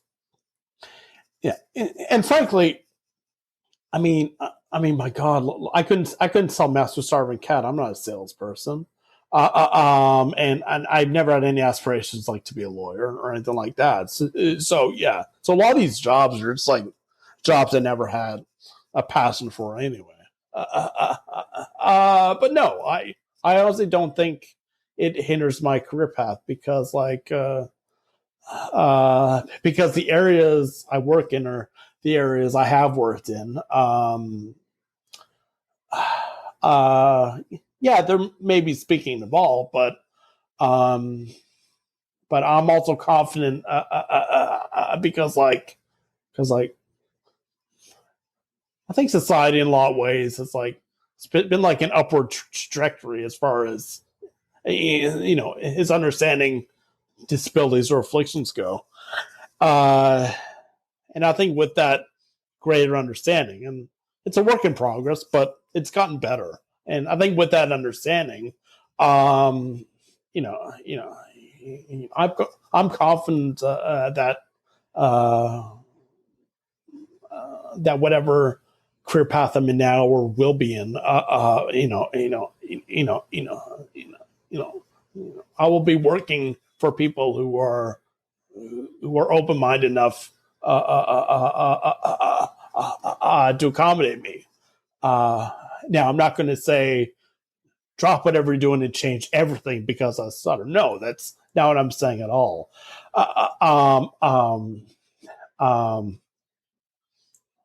If there's a job where I have to be on the phone 20 times a day, I'm probably not going to apply there because it's not what I want to do.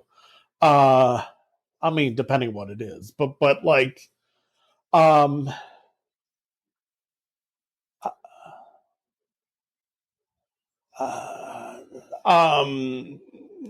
yeah, no, that's yeah, that's pretty much it. How cool. That's awesome. Be bold. Okay, now here is another hot topic. How was dating? Dating is hard for everybody. However, if you have a stutter, it's like a million times more difficult. How did you navigate dating with having a stutter? Well,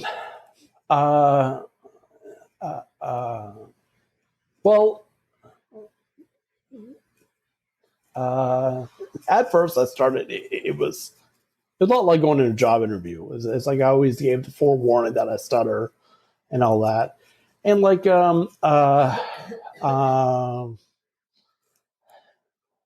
mean, after a while, it just became like kind of a moot point. It's like,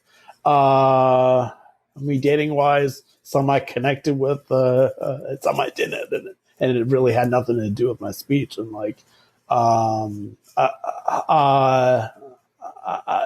mean, with Shannon, it was a non-issue at all because like we had started just talking online, and by the time we actually spoke like verbally or met, I mean, so much time had passed. We got to know each other so well. I mean, it wasn't even an issue. Yeah. So like, I mean,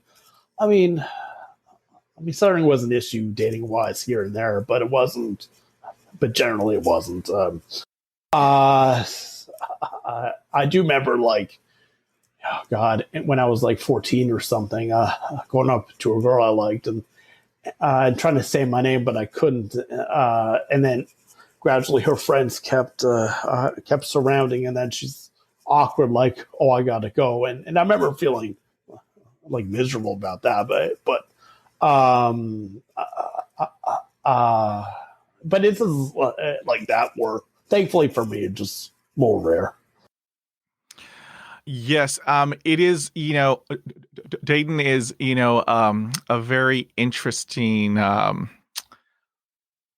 thing to navigate. But, if you find that special person like Shannon, hold on to her. It's all good. Hold on to her. Yeah, because it's all good. Okay, sounds good. Okay, so go. Oh no, I just going to say I have every intention to. Yes. Yes. Okay, so what do you think about all this new technology? You have Google Home, you have Alexa, and then you have Siri. Do you think all this new technology is helpful or hurtful for people who stutter? Um.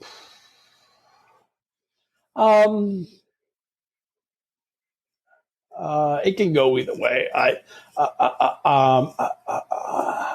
don't know. I've never owned an iPhone, so I never use Siri. But like I've used Alexa once or twice and Google Home once or twice. But no. I mean, it's never had an impact on my life personally. But like, um, uh. It can be helpful, but like um, they can you mentioned your story about the drive through with Taco Bell and the recorder. Well, yeah, yeah, you can say it's avoidance, but yeah, hey, if you're hungry or you just want to get through a job interview or something, it's helpful. And now, it is hurtful. It's, yeah, like if you use it for those situations, it's helpful. If you completely rely on it, it's hurtful because like, because I've been finding myself doing that. And I don't mean with like Alexa or Google specifically, but just in cases where it's like in work meetings where I'm typing out what I want, not because not because I'm in trouble speaking, because I'm too lazy to speak. And no.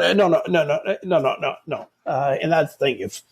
If you legitimately need help, need assistance, it's fine. But if you're just doing it just because it's there, yeah, no, it isn't quite as helpful.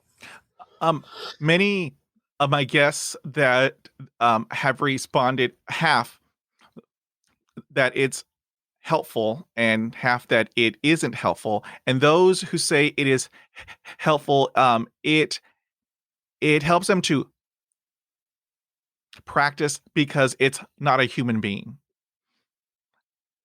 Yeah, actually, I never thought of it that way. That's a very good point. And so it's like, yeah. Pretty cool. Yeah. Now, I like that. okay, now, what is a challenge speech-wise that you had to overcome, and how did you do it? Challenge speech-wise. Oh, you're making me think here. I'm just trying to think of a good one.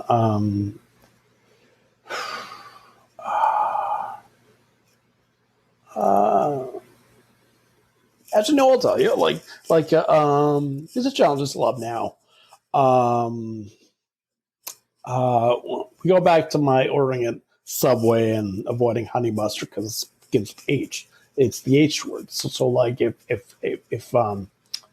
for my hockey interviews, even when I'm pre-recording, I will always start out by saying good morning, good afternoon, or good evening. I can't say hi or hello because they're just in those situations. It's just hard to get out. And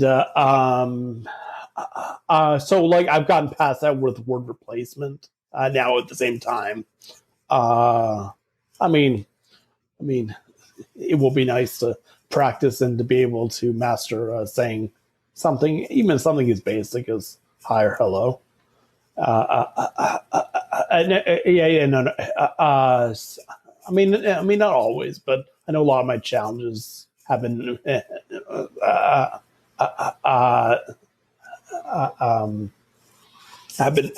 have been met or overcome by using word replacement. Okay, now, do you think it is okay to stutter, or is it important to keep chasing the fluency gods?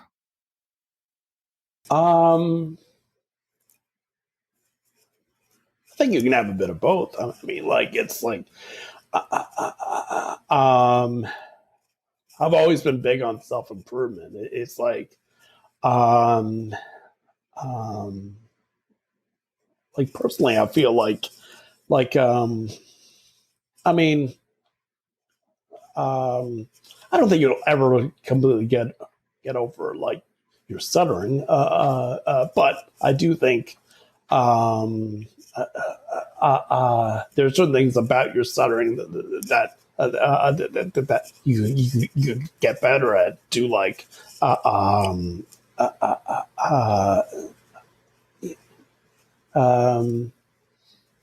to make your stuttering less evident, I guess, if that makes sense. Like what you said earlier, like it's not practice makes perfect.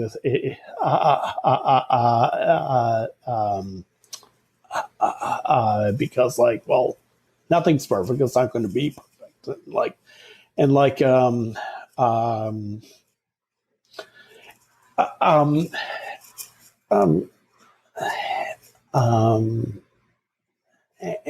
I think little by little we can get more fluent. But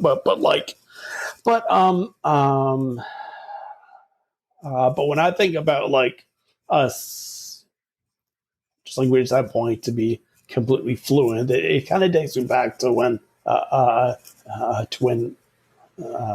you had speech when you were younger. How people told you, well,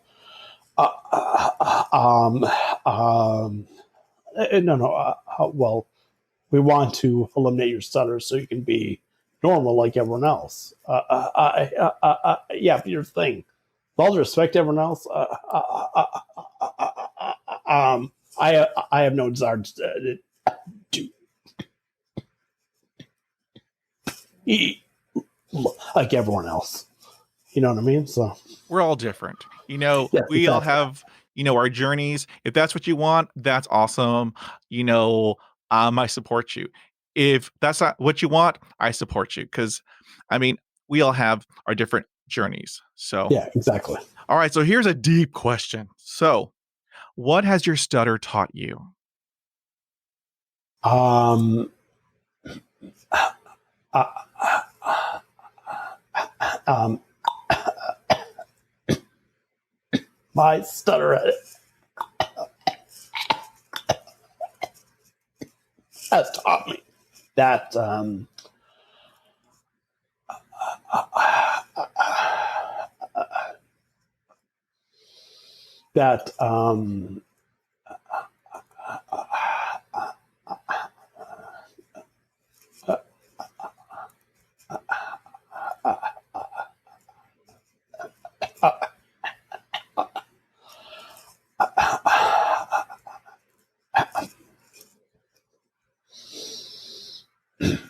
that's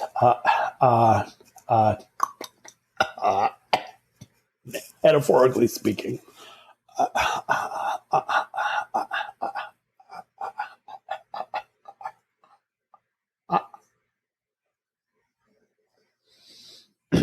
I can win at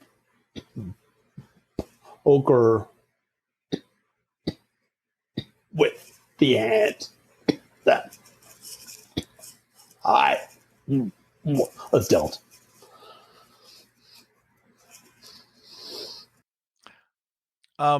When I am asked that question, the most profound answer that I can give is my stutter shows me who people truly are. Because Yeah. what we say matters. It has value. And if you are looking at your watch, or, as I am speaking with you, or if you are looking up or looking down, don't know how to respond, that's where I educate you on what it is. And if you still do those behaviors of looking at your watch and looking up, that tells me that you are not worthy of my time. And that That's a very good way of looking at it, yeah. And then you need to go, because I only have people around me who are supportive, have respect and compassion, and So Absolutely. So it's what it has taught me. So here's our last question. Our last question. Okay. So if you were on the world stage and you could give the world insight about stuttering, what message would you convey?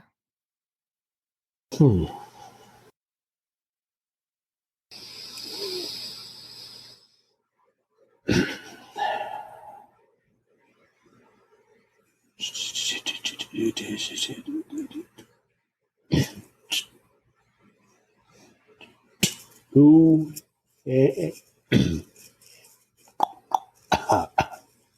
embrace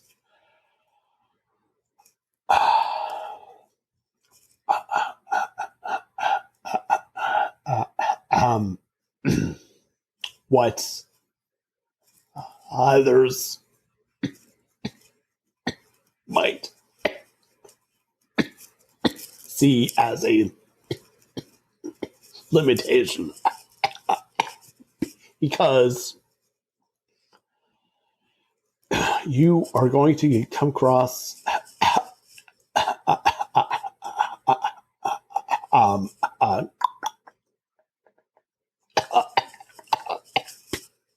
people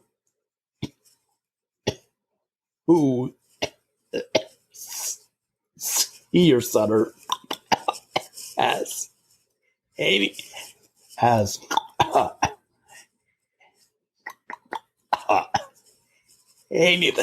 but a limitation. That's it.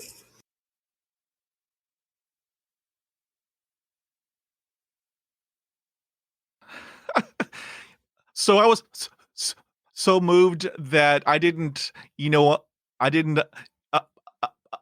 unmute myself. That's relief. I thought I went deaf. No, sir, that is an awesome message. And so I want to say, Ryan, thank you. Thank you. Thank you. I can talk to you for days. I can talk with you for days. You are #awesome. amazing, inspirational. I mean, we are twins. I mean, now, um, in in sharing your journey, I believe there's healing in it. There's healing in sharing your story, and so I Oh, want to say just thank you, thank you, thank you. You inspire me in so many ways. I am, I have just goosebumps everywhere. Okay, now you wrote thank you. an amazing book. You wrote an awesome book. It is called Thank you. All the Right Words. My journey as a sports writer who stutters. And so I want you to tell me about this amazing book. Okay, I'll be happy to. Uh, as I alluded to earlier in the show, my brother Adam had been encouraged me to write a book. And again, he may have been talking about a collection of my articles, and I am working on that. But I wanted to tell my own story because I thought, being a sports writer who stutters and the journey I took. I like to think it's a fairly unique one. I personally, I've heard so many great stories from people who stutter, but but I haven't heard this one necessarily. So I thought, well, since no one, to my knowledge at least, has written a story like this, I think I will. And so basically, I just I want to do something fun. I wanted to do something good. And so I sat down and I just thought about, all the experiences I went through as a person who stutters, but also as a sports writer, and just in general.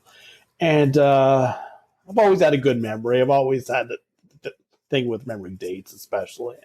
And I thought, well, if there's ever been a time that comes in handy, it's writing this. And I use that to my advantage in my book for those who choose to read it. And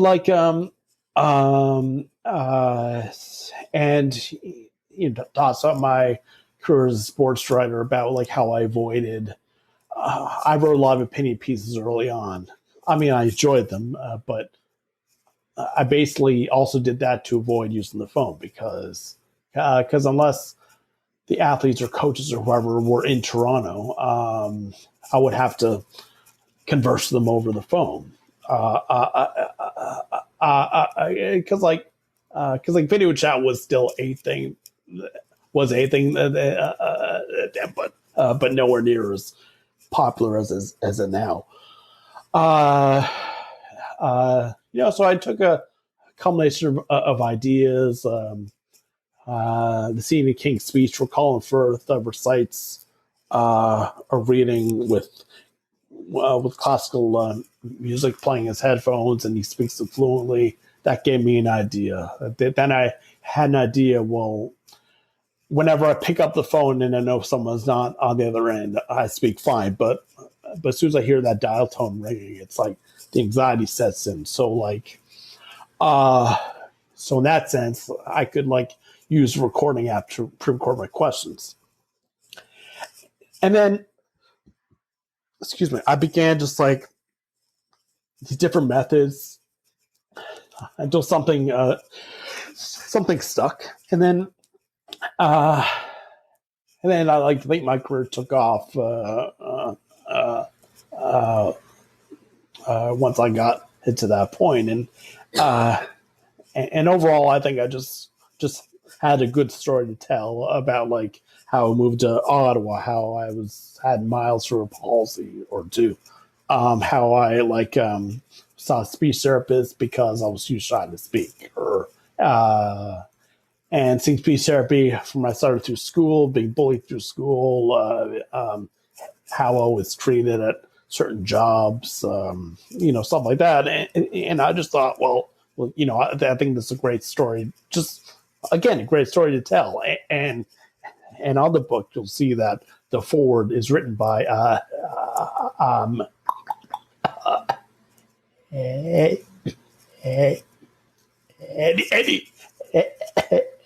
Eddie Lack. He used to be an NHL goaltender. And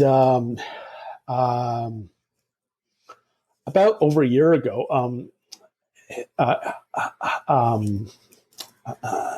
because he was on a hockey podcast, and he was having trouble speaking on the podcast because he had a stutter. I didn't know this. So I remember going on Twitter one morning and seeing this. He professionally responded to a fan or a troll, if you will, saying something like, "Oh wow,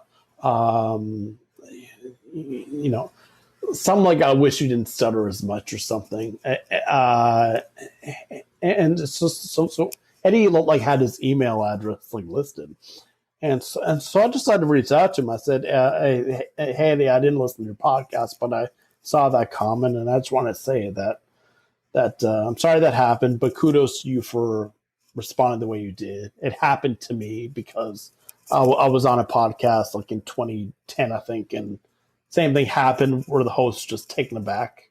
It was private, the feedback, but thankfully, but that brought me back to that. And Eddie, much to my surprise, wrote back and very just very friendly. And we got to talking back and forth. And I remember thinking, it's when I wrote this book, a forward wasn't necessary, but I figured, if I want a forward, who would I ask? And I just, I was a bit shy, but I bit the bullet and just emailed Eddie and asked him. And he's like, "Yeah, I'd be honored to." And he did. And Eddie has his own his story about stuttering. And so that was great. But yeah, overall the book, I was very happy with what I did. There's certain parts of it I wish I put in because a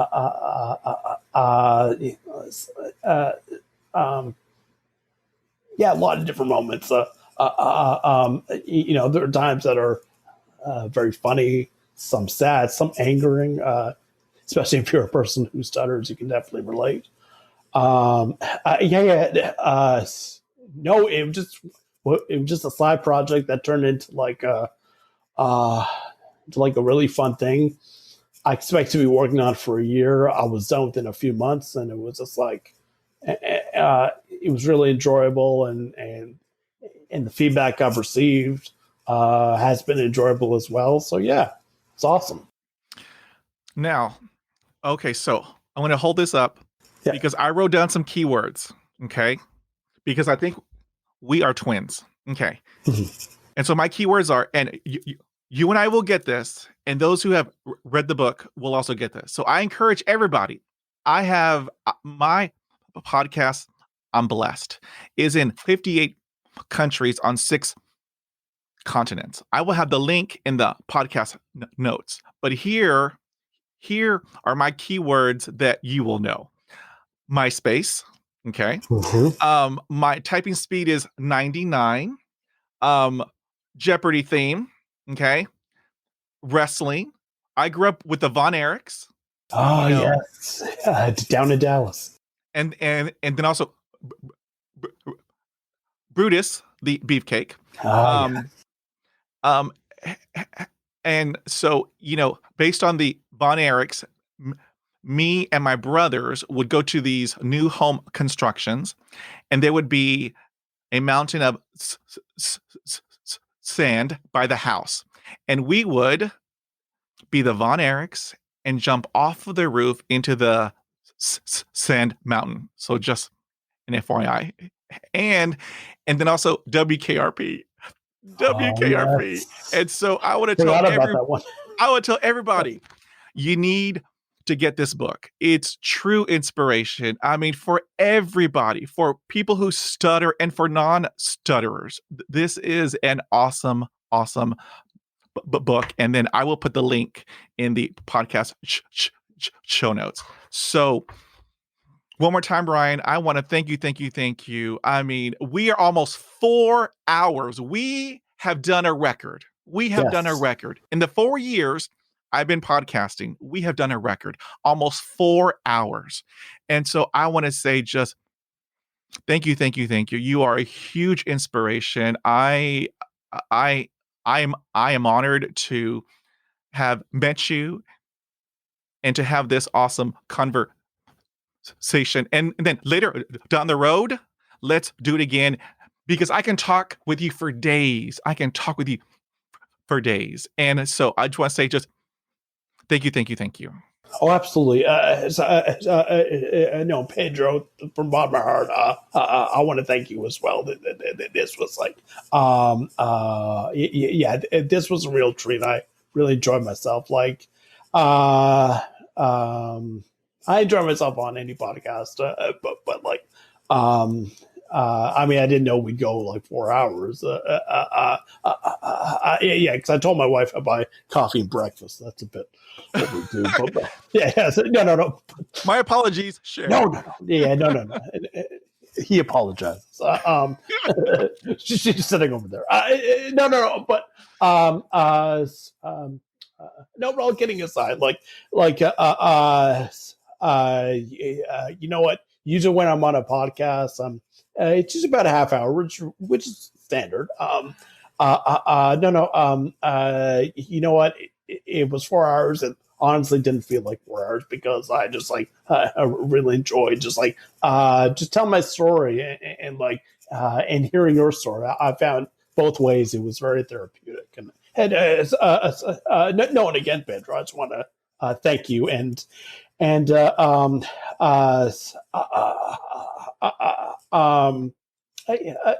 hopefully we'll talk more about the Von Erichs because the days of world class championship wrestling, the Von Erichs are probably the more fascinating.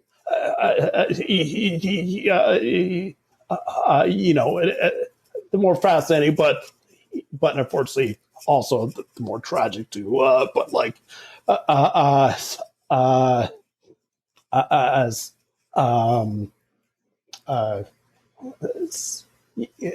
always been into the history of wrestling. So anytime you want to talk about wrestling or world class, let's do it. All right, sir. Well, thank you. I want to thank you and your lovely wife, Shannon. Thank you so much. I will send you a coffee mug. Oh, thank you very much. For holding in for 4 hours. Yes, I do appreciate that. Okay, sir. Thanks so much. I want you to have an awesome weekend. To take care, be well, and stay safe. All right. Thank you, Pedro. You as well. Thank you, sir. Okay. Take care. If you like this podcast, head on over to Apple Podcasts. Subscribe, rate, and review. Thank you for listening, and we will talk again.